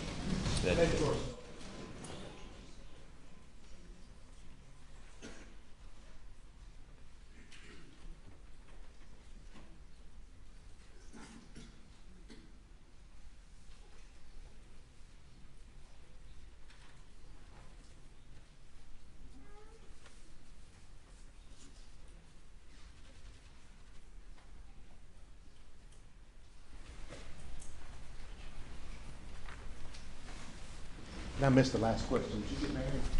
Yeah, you sure trying to court me? No, I'm just kidding.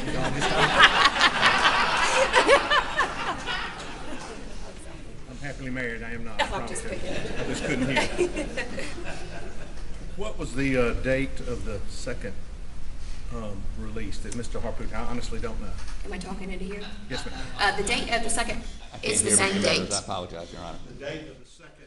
The initial letterhead release was released on the same date a few hours after the initial statement. So the one he was asking about second was the same exact statement, word for word, that was released early. No, the second, what we initially put out at around, I think before 10 o'clock in the morning, we had received inquiries from Fitz News, News 4, and I believe the Post and Courier. So the initial statement that I coordinated with SLED was what he was referring to. Afterwards, an updated letterhead release, as additional information became available to us, was coordinated with SLED that redacted that information.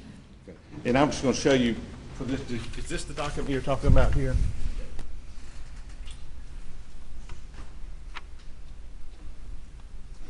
And it's dated June 21st. Is that what you're talking about or not? No, that is not.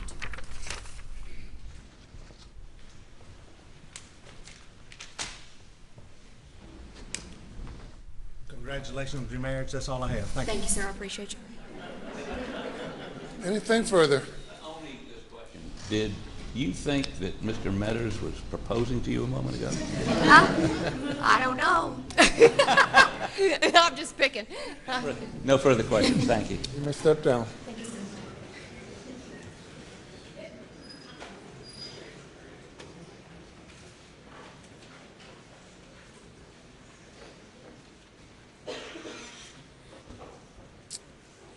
Any additional witnesses today? Your Honor, as we've discussed, the next witness would be extraordinarily lengthy. It's 4:30. I apologize to the jury and the court for not having somebody intermediate, but we just couldn't find anybody, not knowing when the state was going to rest. Thank you. Ladies and gentlemen, we will adjourn for the weekend. As you know, Monday is a holiday. We will not be here on Monday. We'll be back 9:30 Tuesday morning. I know it's a long holiday, but still do not discuss the case with anyone. And hope have a safe and happy holiday and good weekend, and we'll see you all on Tuesday morning at 9:30.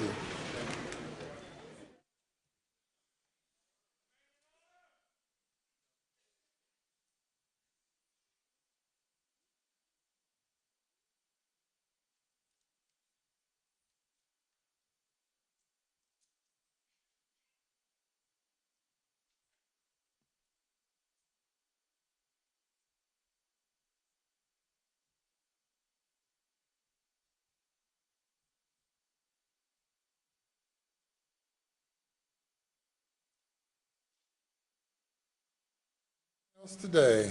Nothing from the state, Your Honor. Okay, we'll see everyone next week. All right.